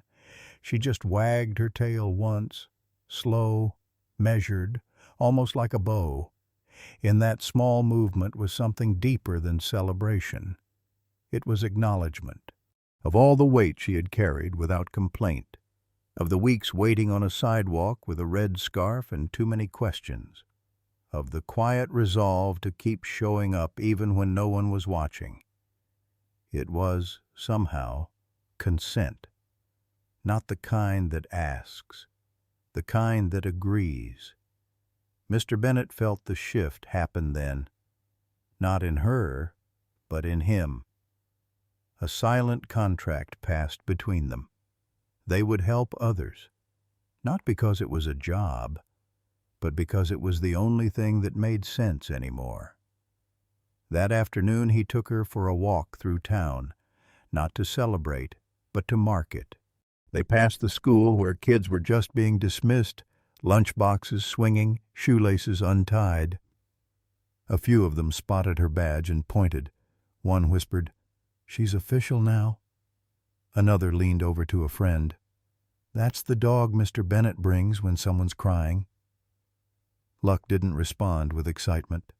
She walked like always, steady, anchored, with the quiet dignity of someone who understood that the work hadn't started. It had only just begun. At the coffee shop, the barista who always slipped Luck a piece of banana smiled when she saw the badge. "Looks good on her," she said. "She's a healer." Mr. Bennett smiled but said nothing. He knew healers didn't boast. They just showed up. That night, he hung the badge's certificate beside the coat hooks at home. Not in a frame, just pinned there, above where her leash hung, as if to say, "This matters because of what we do after." Luck curled beneath the table, her eyes half closed but alert to his movements. "Tomorrow's your first classroom session," he said aloud, not really expecting a reaction, but her tail tapped once against the floor. He smiled. It was a yes. The lobby of St. Augustine Children's Hospital was brighter than Mr. Bennett expected. Sunlight poured through the glass atrium, catching the wheels of IV poles and painting rainbow halos on the tile floor. But behind the brightness, there was a hush. Not silence, exactly, more like restraint. The kind of quiet that wrapped around parents like a second skin, the kind that grew heavier around children who hadn't laughed in weeks. Mr. Bennett stood at the check-in desk, Luck at his side, calm and steady. Her vest was clean, her new badge clipped in place. Her ears perked at every sound, not in alarm, but awareness. She didn't wag, she didn't whine, she simply was. The nurse behind the counter smiled when she saw them. "You're the new therapy team?" Her voice softened as she leaned over the desk, catching Luck's eyes. "She's beautiful." Mr. Bennett gave a quiet nod. "Her name's Luck." The nurse blinked. "Well, that feels right." They were led down a pastel hallway lined with murals of hot air balloons and animals riding bicycles. Luck's nails clicked softly on the floor. They passed rooms filled with the low beep of machines and the rustle of sheets. A few doors were open inside. Children lay still with tubes and stuffed animals pressed close. Room 17 was at the end of the corridor. "He hasn't spoken in 4 days," the nurse said quietly as they paused outside. "Won't eat, won't open his eyes, unless his mom's singing." She hesitated. "We've tried clowns, therapy cats, even a magician last month. He didn't blink." Mr. Bennett nodded slowly, placing a hand gently on Luck's back. "You ready, girl?" he whispered. She looked up at him. One slow blink. That was enough. Inside the room, the air was different. Dimmer, not from lack of light, but from the way grief changes the temperature of space. The boy was no more than 6, his body swallowed by a hospital gown 2 sizes too big. He was turned toward the wall, knees tucked close. A teddy bear with one missing eye was pressed beneath his chin. His IV line looped like thread through a needle delicate and constant. His mother sat beside the bed, fingers knitting invisible prayers in her lap. Her eyes were the color of exhaustion. When she saw Luck, she started to speak, but Mr. Bennett just held up a hand. No words, not yet. He let Luck lead, and Luck knew. She didn't trot or approach quickly. She walked one silent step at a time until she was beside the bed. Then she sat. No bark, no nudge, just presence. Minutes passed. Nothing happened. The mother bit her lip and looked away, as if bracing for disappointment. But then, a hand, tiny, pale, thin as paper, sliding slowly out from beneath the blanket. Fingertips touched Luck's paw, then curled. And then the boy's lips, dry and trembling, parted. "Hi." Just one word. But it cracked the room open. His mother covered her mouth with both hands. Her shoulders shook as sound escaped her, a cry made of disbelief and holy release. Mr. Bennett turned his face toward the window. Because moments like these weren't meant to be watched. They were meant to be honored. Luck didn't react dramatically. She didn't lick the boy's face or bounce with excitement. She simply lowered her head onto the bed beside his hand and closed her eyes, like she'd been waiting to exhale. The nurse, who had hovered silently near the door, wiped her cheek and whispered, "Okay, that's something."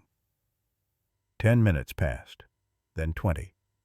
Mr. Bennett stood still as a statue, letting the space breathe. At some point the boy whispered again, this time to the dog, "Do you want to hear a secret?" Luck didn't move, didn't blink. The boy leaned in close and whispered something only she would ever know. When Mr. Bennett finally motioned to leave, Luck stood, turned once to nuzzle the boy's arm gently, and then walked beside him out the door. Behind them, the mother collapsed into the chair and sobbed into her hands, not in pain, but release. Out in the hallway, a doctor caught up with them, breathless. "What did you do?" she asked, eyes wide. Mr. Bennett gave a soft smile and shook his head. I didn't do anything. He glanced at Luck, who looked back at him with the calm of oceans. She did. The bell had rung 10 minutes ago, but Maya hadn't moved. She sat curled behind the library, knees hugged to her chest, her backpack tossed beside her like an afterthought. The autumn wind tugged at her sleeves and scattered dried leaves across the concrete. Somewhere behind the brick wall, the faint sound of laughter echoed from the playground. But not here. Here, it was just the sound of breathing and not the steady kind. The hitched, quiet kind. The kind that tried not to be heard. Mr. Bennett hadn't seen her slip out of class, but Luck had. From across the courtyard, her ears flicked up. She hesitated only a second before trotting silently toward the edge of the building. No command, no leash, just a sense. By the time Mr. Bennett looked up from sorting art supplies, she was already gone. Maya didn't hear the paw steps until they stopped. She turned slightly, wiping her sleeve across her cheek. Then she saw her. Luck stood a few feet away, still, tail low but not tucked, head tilted with gentle curiosity. No approach, not yet. Just permission. Maya's lip quivered. You again? Her voice cracked at the edge. Luck didn't move. Didn't have to. Something in the girl gave way. With a sob, Maya reached forward, sudden, desperate, and Luck met her halfway. Maya buried her face in the thick fur at Luck's neck. Her small hands clung to the therapy vest like it was a life raft. And Luck just stood there, letting the weight of the world be pressed into her shoulder. No flinch, no impatience. Just presence. Minutes passed. The wind kept on moving, but inside this tiny cocoon of stillness, something shifted. Maya's shoulders, which had been drawn up like armor, began to soften. Her grip loosened. Her sobs, once jagged, turned to quiet hiccups. She sank down slowly, sitting on the cold ground with Luck pressed beside her like a warm, silent moon. I didn't mean to yell at her, Maya whispered. Mrs. Kessler, she was just trying to help, but I didn't want help. Luck blinked. I miss my mom. There it was. The truth behind the outbursts, behind the silence, behind the lunch trays left untouched, and the papers turned in blank. I thought it'd get easier, she continued, her voice barely above air. Everyone says it does. Luck lowered her head, resting it gently on Maya's knee. I hate when people say she's in a better place, Maya whispered. She's not here. That's the only place I want her. A breeze passed. Luck's ears twitched, but she didn't move. And little Maya reached out and brushed her fingers through the dog's fur. It was the first time she'd touched anything with care in weeks. When Mr. Bennett finally rounded the corner, he paused. He didn't say a word. He just saw it. A girl in grief. A dog in stillness. And a thread-thin, invisible, and real woven between them. He didn't interrupt. Instead, he leaned against the brick wall and waited. Eventually, Maya stood. Her eyes were swollen, her cheeks blotchy, but there was something different in the way she held herself now. Her shoulders didn't sag quite so much. Her backpack was slung with less reluctance. Luck stood beside her. Maya turned to Mr. Bennett. I'm ready to go back now. Mr. Bennett nodded gently. As they walked toward the school building, Maya kept a hand on Luck's back. Not holding her. Just staying close. Like she didn't want the silence to carry her pain anymore. The photo went viral before the headline even had time to settle. A golden dog in a red vest. her muzzle gently resting on the hospital bed of a boy with tearful eyes and a trembling hand reaching out.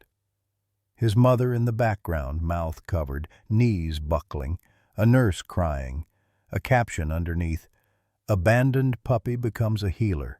It was first posted by a staff member at the Children's Hospital, a quiet, heartfelt snapshot of a moment too pure not to share. But by the end of the day, it had been picked up by the local news. And the next morning, Mr. Bennett's phone wouldn't stop ringing.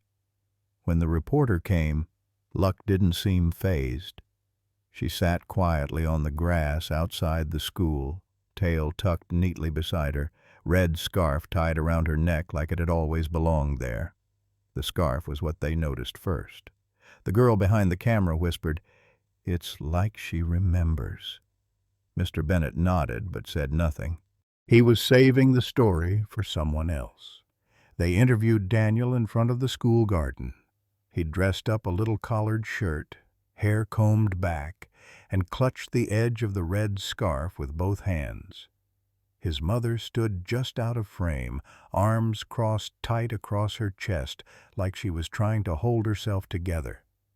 At first, Daniel didn't want to talk. Not really. But then the reporter knelt down, brought her voice to a whisper. "Is that your scarf?" He looked down at the fabric frayed at the ends, one side still carrying a faded name tag stitched in crooked letters.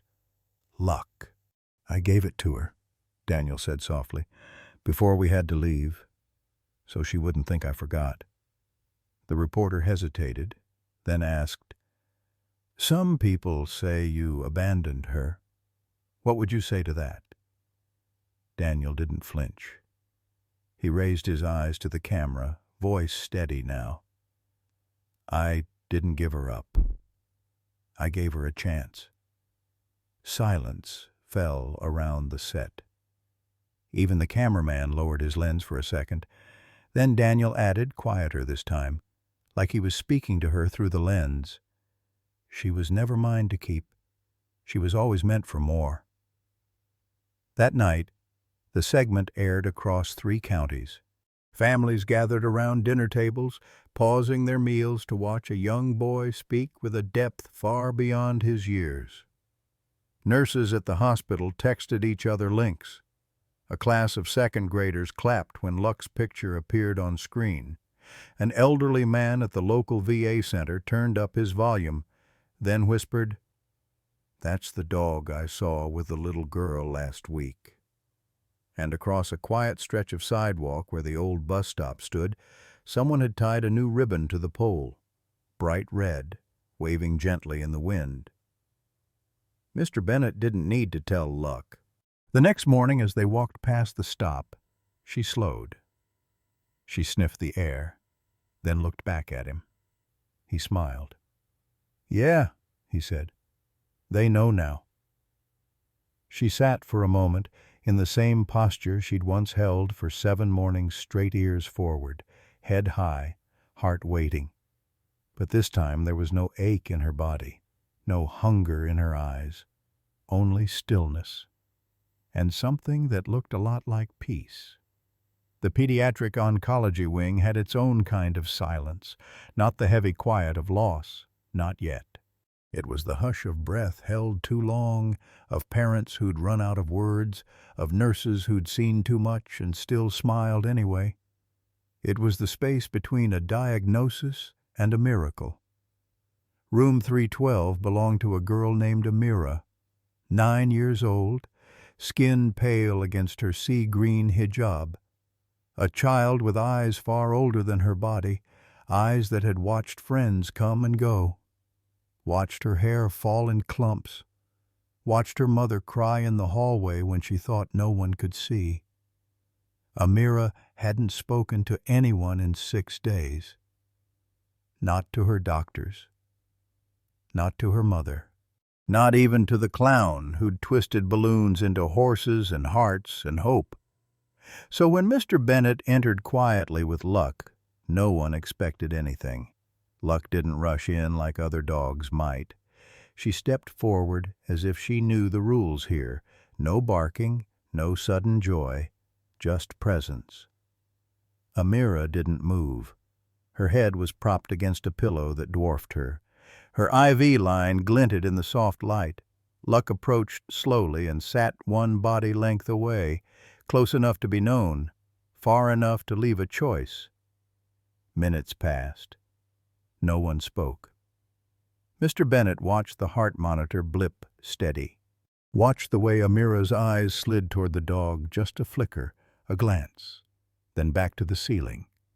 He whispered, "We'll come back tomorrow." They returned the next day, and the day after that. Each time, Luck took the same position, like a sentinel, guarding something precious and invisible. By the third visit, something shifted. Amira blinked more, tracked Luck's tail when it flicked once, tensed when Luck gave a soft sigh and lowered her head to the floor. Then, out of nowhere, her lips parted. Her voice, fragile, cracked from disuse, barely crossed the space between them. "Is she real?" Mr. Bennett froze. He nodded gently. "She's very real." Amira's eyes welled up, but no tears fell. "People leave," she said, voice even softer. "She didn't." "No," Mr. Bennett said. "She didn't." Outside the room, Amira's mother collapsed into the arms of a nurse. "She spoke," she sobbed. "She finally spoke." The next visit, something in the room had changed. There was warmth now, subtle but unmistakable. Not from the sun, which still struggled to pierce the gray sky outside, and not from the machines that hummed in quiet rhythm. It was something softer, like the scent of memory, like the hush of hope returning after being buried too long. Amira sat a little more upright today, a thin blanket draped over her knees. Her mother hovered just outside the door, pretending to scroll her phone, but glancing in every few seconds like she was afraid it would all vanish.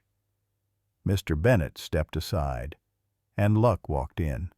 No leash, no command, just instinct. She padded toward the hospital bed with careful paws, ears slightly back, tail still not from fear, but from reverence. It was the kind of approach animals reserve for the wounded, the fragile, the children who carry too much silence in too small chests. Luck sat. Amira studied her, those wide brown eyes flickering across the dog's black muzzle, the tan markings on her chest, the way her eyes seemed to hold entire lifetimes. Then she spoke. "She looks like the dog from my dream." Her voice was steadier than before, almost clear. Mr. Bennett blinked, his breath catching. Amira reached out slowly, not to touch Luck, not yet, just to close the space between them. Her fingers hovered in the air, uncertain. "She came in the dark," Amira whispered, "when everything hurt. She didn't say anything, just laid down next to me. And it didn't hurt as much." Luck inched forward, one paw, then another. Then she curled at the foot of the bed, tail tucked to the side, chin resting gently near the curve of Amira's ankle. Not touching, just close enough to be felt. Amira smiled. It wasn't wide, it didn't show teeth, but it reached her eyes. For the first time in weeks, her mother stepped back from the doorway and pressed a trembling hand to her lips. Mr. Bennett waited until the room fell into its new, peaceful quiet. Until Amira's eyes had drifted shut, the kind of sleep only safety could give. Then he and Luck stepped outside. The hallway felt too bright, too sterile.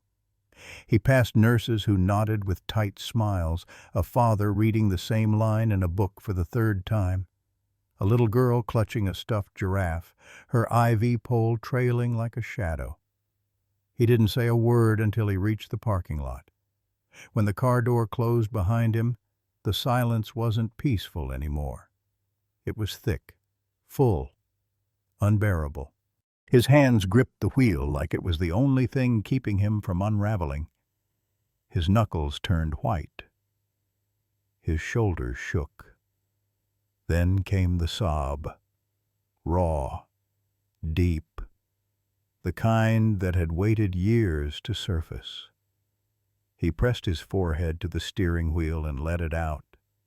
Everything he had carried since the divorce, since the kids moved, since he started telling himself he was too old to matter, too tired to be needed. But today a little girl said the dog he rescued had found her in a dream, and smiled. He reached for the glove box, blindly, and pulled out Luck's vest, the one with the freshly clipped therapy badge. She was meant for this, he whispered hoarsely. Luck, curled in the passenger seat, rested her chin on his thigh. She didn't wag her tail, didn't lick his face, just looked at him. And somehow, that said everything. The hallway outside the infusion room smelled faintly of antiseptic and apple juice. A cartoon giraffe smiled from a faded poster on the wall, its neck looped with rainbow letters spelling, "You got this." But Amira wasn't looking at posters. She was looking at Luck. The German shepherd lay curled beside the oversized recliner where Amira sat, tiny legs drawn up beneath the tangle of blankets. Her IV line pulsed in a slow, steady rhythm, snaking out from the crook of her elbow like a silent tether. A nurse adjusted the flow. Another handed Amira a lemon lollipop. She didn't move. Only her hand did small, trembling, feather-light, and it reached for Luck's ear. She didn't stroke it, not like most kids would. She didn't tug or play. She simply held it, just gently between her thumb and fingers, like something sacred. Her mother noticed from the chair nearby. So did Mr. Bennet, standing back, pretending to read a magazine he hadn't turned the page on in 15 minutes. Amira leaned her cheek against the shepherd's shoulder and closed her eyes. "When I'm scared," she said softly, "I hold her ear. It makes the fear smaller." No one responded right away. Not the nurses, not Mr. Bennet, not even her mother. There was a reverence in the quiet, the kind that doesn't ask questions, the kind that honors a truth when it comes wrapped in a child's voice. Luck didn't move, not even a flick of her ear. She just stayed, like she'd been waiting for this exact purpose, for this exact girl, in this exact chair. Over the next weeks, it became a ritual. Luck would arrive 10 minutes before each chemo session, curling up under the blanket before the first drip began. Amira no longer flinched when the needle went in. She no longer looked to the door. She looked to Luck, to that ear. Sometimes her fingers found it before the tears did. Some days they didn't come at all. The nurses whispered about it, about the change, the way Amira began asking for her own snacks again, the way she started coloring again, always dogs, always with ears just like Luck's. Her mother began taking photographs, not for social media, just for herself, to remember the girl who had vanished for a time and the one who was slowly, quietly returning. One Tuesday, between sessions, Amira surprised everyone by walking down the hallway herself. No wheelchair, no coaxing. Luck padded beside her, perfectly in step. Amira's fingers never left the curve of that left ear. "She doesn't talk much," a nurse whispered to Mr. Bennet at the desk, "but when she does, it's always about that dog, about how Luck listens better than people." Mr. Bennet gave a small smile. "She probably does." Then, as if on cue, Amira turned around. Her eyes met his across the corridor. "Thank you for sharing her," she said. He didn't know what to say, but Luck did.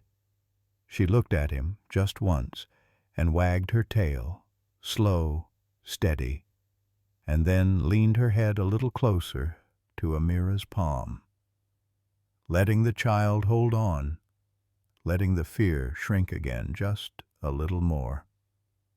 The group home didn't look like much peeling paint, crooked mailbox, a porch swing clinging by one chain. But inside, the air felt different. Not warmer in degrees, but in something softer, something that refused to give up. Mr. Bennett tightened Luck's vest.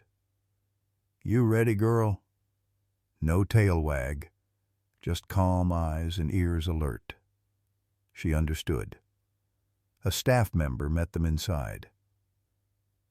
"They've had a rough week," she said. "New kid came in yesterday, doesn't talk, doesn't eat, just watches." The therapy room was a den-turned safe space. Beanbags, motivational quotes on the wall.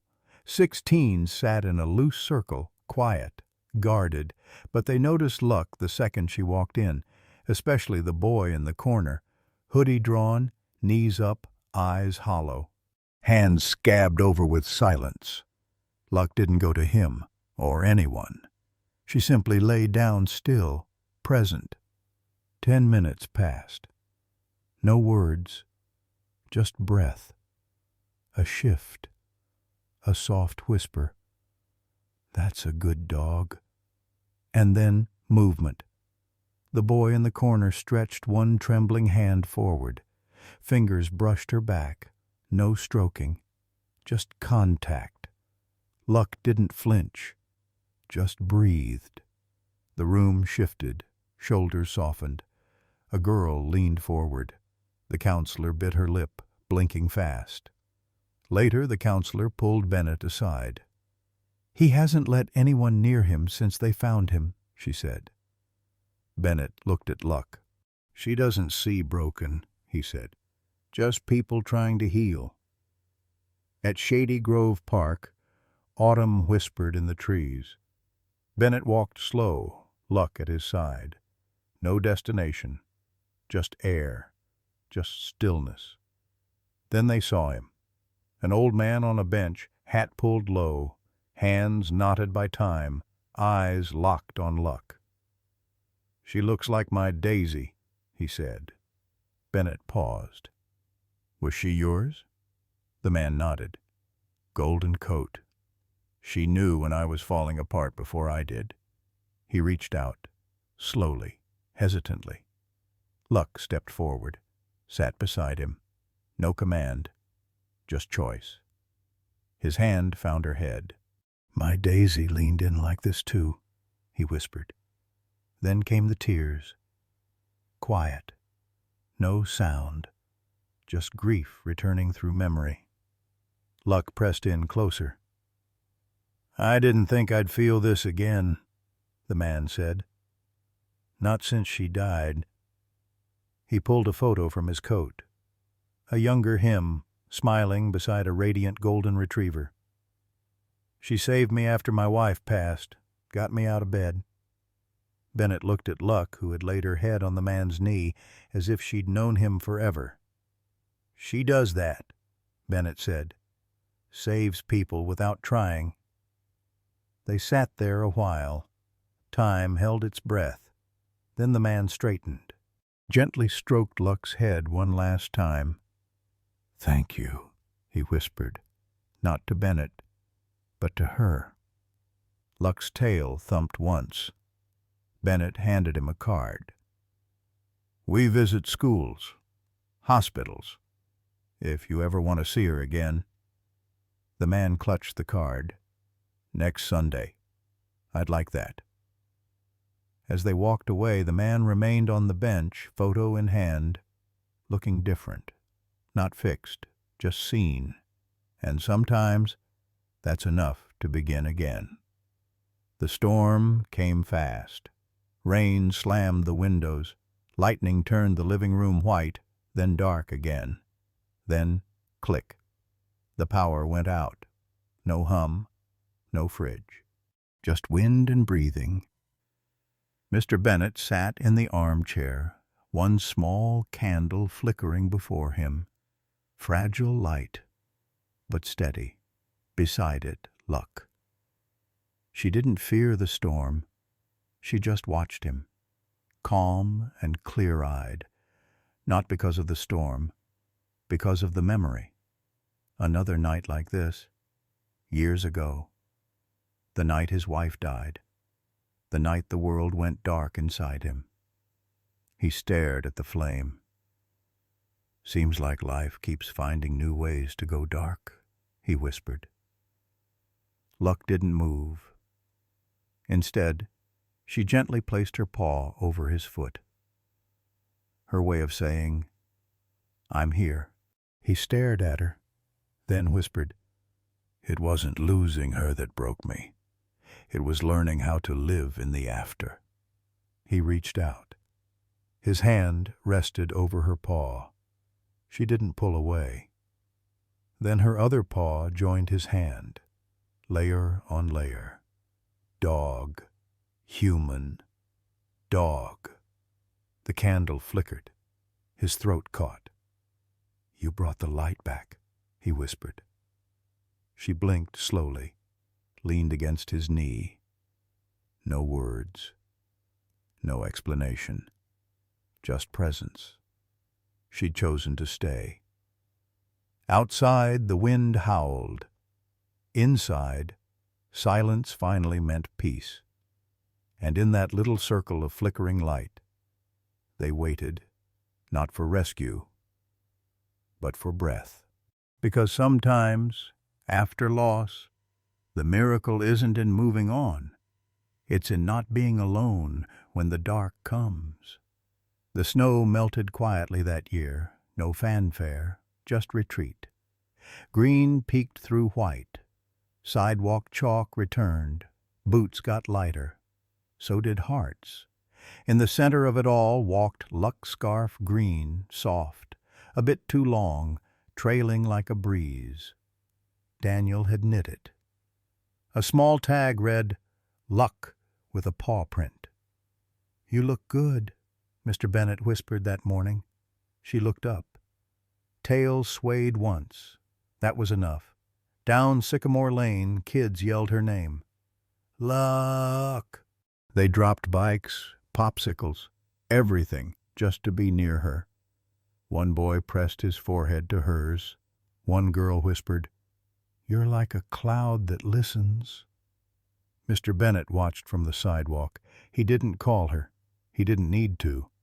This was her job now, her town, her choice. At the school, no one blinked. She was on the list. The janitor tipped his hat. The principal nodded like she was staff. She passed the trophy case, paused at the Student of the Month wall, then made her way to the first-grade wing. Maya ran to meet her, giggling. "She helped me on a bad day," she said simply. That was enough. Everyone knew you didn't crowd Luck. You came near. If she stayed, it meant you needed her. If she lay beside you, she wasn't leaving. Down the west corridor, a boy sat alone, head down. A substitute hovered, unsure. Luck didn't hesitate. She walked over, sat beside him, waited. He didn't look up, but his fingers moved. A hand, small and unsure, reached out and touched her paw. That was it. Enough. Mr. Bennett watched from the doorway, chest folding in that quiet way it did when the world remembered how to be kind. Luck glanced back at him, just once. "Told you I could do this." Then leaned against the boy's arm.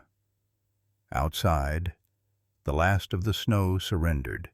Inside, something bloomed. Back home, the radiator hissed. Not loud, just enough to sound like it had something to confess. Mr. Bennett sat on the couch, chamomile in hand. Luck lay by the hearth, scarf folded under her chin. "I used to survive winter," he whispered. The words floated, gentle, unplanned, but true. Now he lived through it, because winter used to be silence, grief, empty chairs, a laugh that no longer echoed, a photo he couldn't dust, a name he didn't say, but not anymore, because of her. Luck hadn't arrived with a bang. She came like sunlight on cold skin, easy to miss until you felt it. But once you did, you never forgot. She'd curled up in the hollow of his grief like she belonged there, and somehow she turned that ache into a hearth. He thought of Maya, the boy in the hall, the green scarf, the man in the park who cried against her fur, and that look she gave him, "We don't have to know. Just be here." He put his tea down, walked over and sat beside her. "Thank you," he whispered. "You brought the light back." She pressed her head into his palm. Not a reaction, a reply. Outside, a bird sang. A breeze stirred the curtains, and for once, spring didn't feel like a countdown. It felt like a beginning. Luck rested her head on his knee. He stroked behind her ear. "We're not just surviving anymore. No tears. Not this time. Just presence and peace." The sky was soft gray, like a blanket too big for the world. Outside the children's hospital, trees swayed. A single bird sang off-beat, and the world paused. Glass doors opened. A wheelchair rolled out. A girl, small, bundled, one hand gripping a backpack, the other resting on soft fur. Luck walked beside her. No leash. No command, just presence. Amira hadn't spoken all morning, but now she did. Not right away, not with words. She turned to Luck, placed both hands on her face like she was memorizing her. "Thank you," she whispered, "for being my brave." Luck didn't blink, just leaned in. Amira kissed her gently, between the ears, where her fear used to live. Then, quietly, she pulled out a drawing, a crayon sun, a bald girl, a kind-eyed dog. She handed it to Mr. Bennett. No words. He held it like a sacred thing. She was lifted into the van, the door shut, and then stillness. Not empty, full. Mr. Bennett stood beside Luck, watched the road, didn't speak, just rested his hand on her back. And together they stood there, in the quiet, where a little girl had whispered goodbye and left behind a son. The road was clear today, unlike that frozen morning months ago. No snowbanks, no swirling wind, just the hush of a small town waking slowly, school bells still asleep, and the early hum of tires on damp pavement.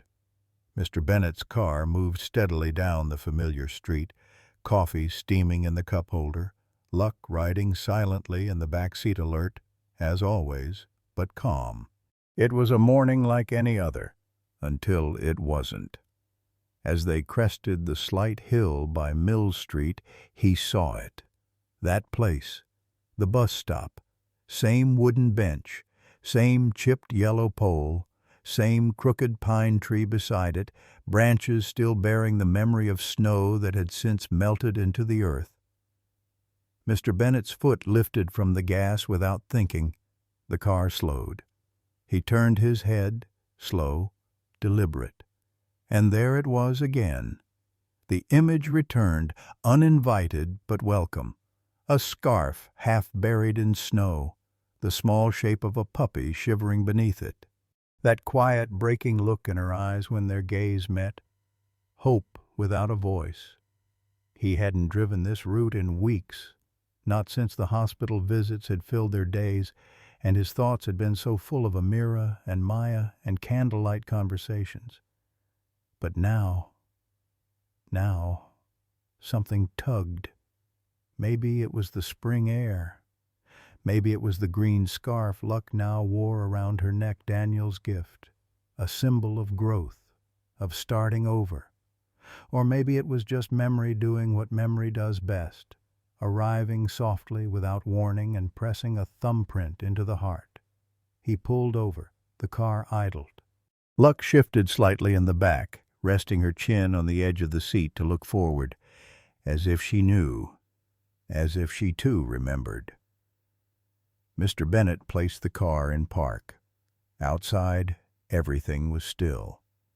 He sat there for a while, hands loose on the wheel, breathing in something he couldn't name, a feeling that wasn't sadness or joy, but something in between.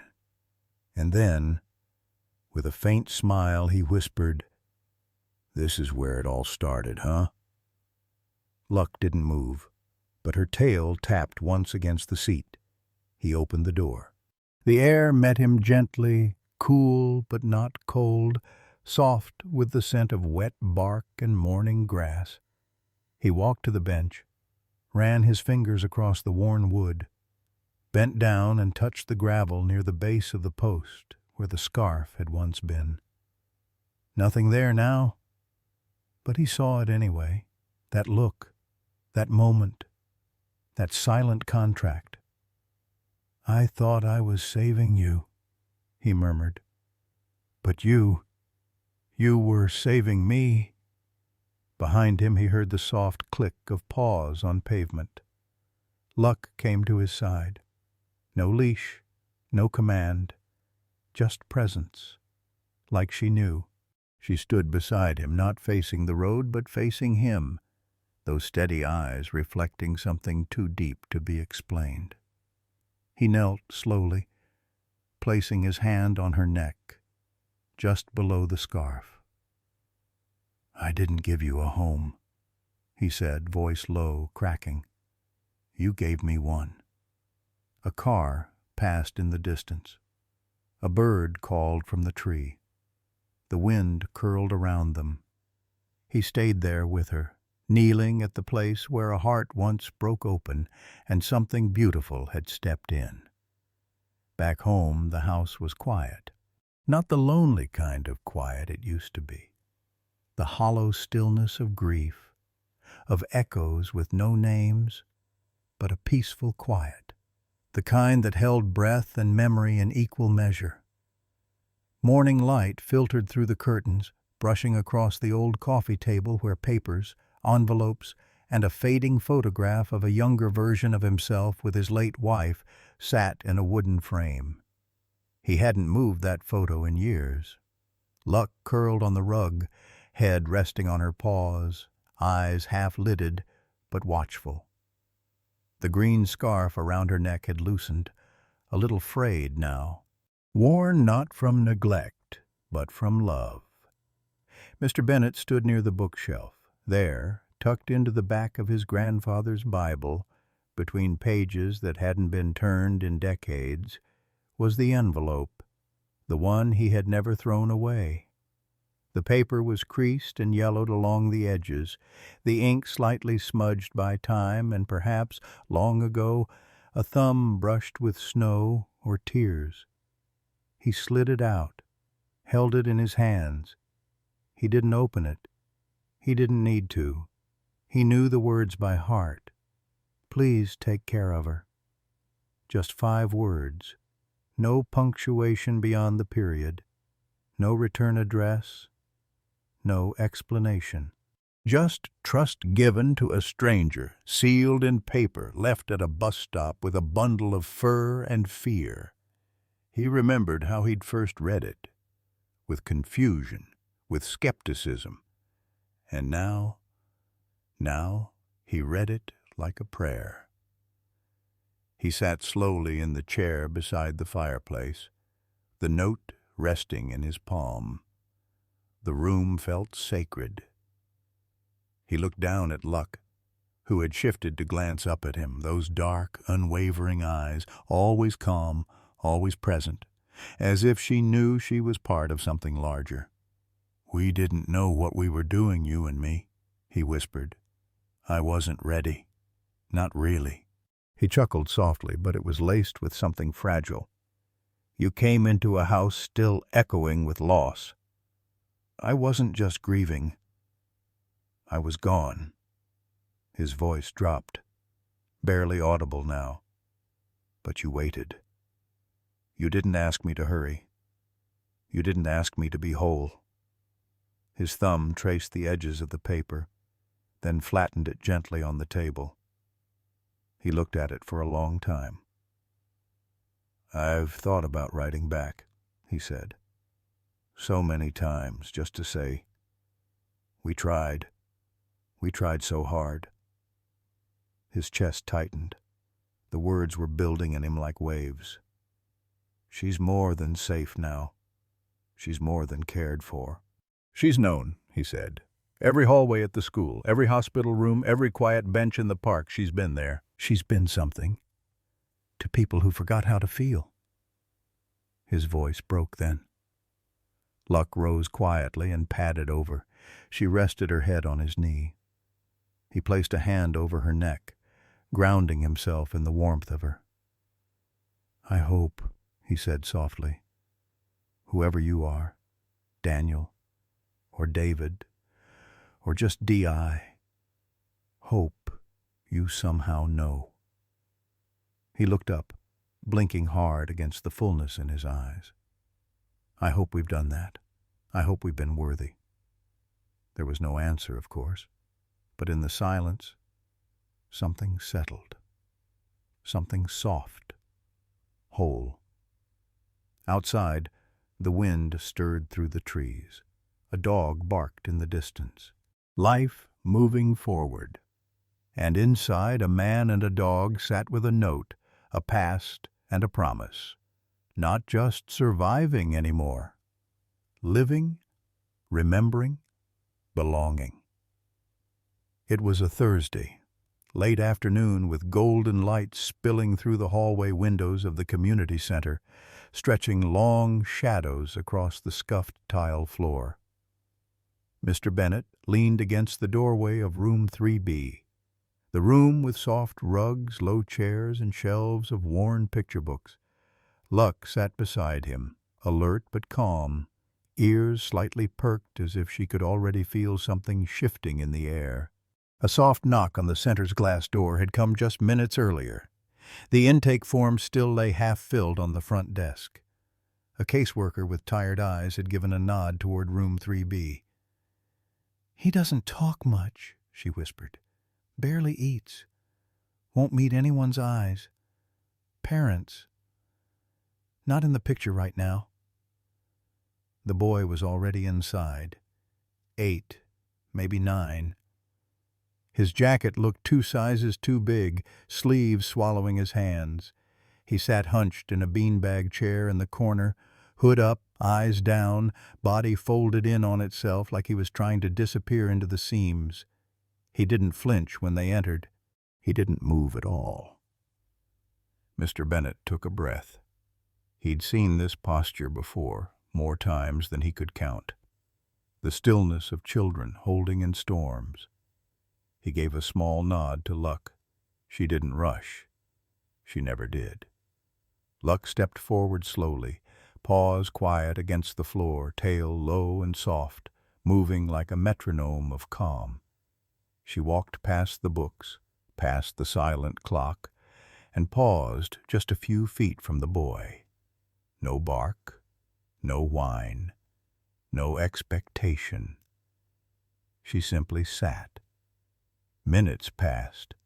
The boy didn't look up, but his shoulders tensed like pulled wire began to shift, almost imperceptibly.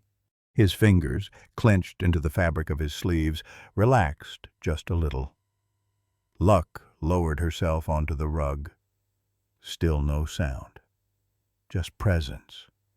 And then, so slight it could have been missed, his shoe moved, just an inch closer. Luck didn't react. She didn't need to. The silence stretched, but it was no longer empty. It held something else now. A thread.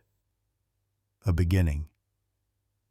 From the doorway, Mr. Bennet watched, arms crossed gently over his chest. The ache behind his ribs, once so constant, it felt like breath itself, had softened these days. Moments like this reminded him why. "We're here, kid," he said quietly, voice like warm flannel. "And luck is, too." The boy's head tilted just slightly toward the sound. A single glance. Eyes hollow, yes, but still searching. And luck, as if sensing it, inched forward, closing the gap. She didn't touch him, just settled in a way that made her available. Safe. Real. The boy's hand didn't reach out, but it stopped hiding. And for now, that was enough. In a world often overwhelmed by noise and haste, sometimes healing begins in silence, through the steady gaze of a dog, the warmth of a paw on a trembling hand, or the quiet loyalty of a soul that never needed words to speak. This story reminds us that love, in its truest form, asks for nothing in return. It simply stays, listens, waits. German shepherds like Luck aren't just dogs. They're protectors, companions, and silent witnesses to our most human moments. Their strength lies not only in what they do, but in how they make us feel seen, safe, and never truly alone. May this journey remind us of the good still present in this world, the power of second chances, the courage to love again, and the quiet heroes walking beside us on four legs. If you've ever loved an animal or been loved by one, you know that the bond doesn't end. It only deepens, leaving paw prints that time can't erase.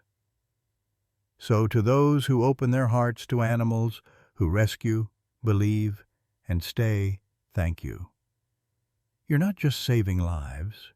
You're helping the world heal one heartbeat at a time. And maybe, just maybe, that's how we all begin to live again.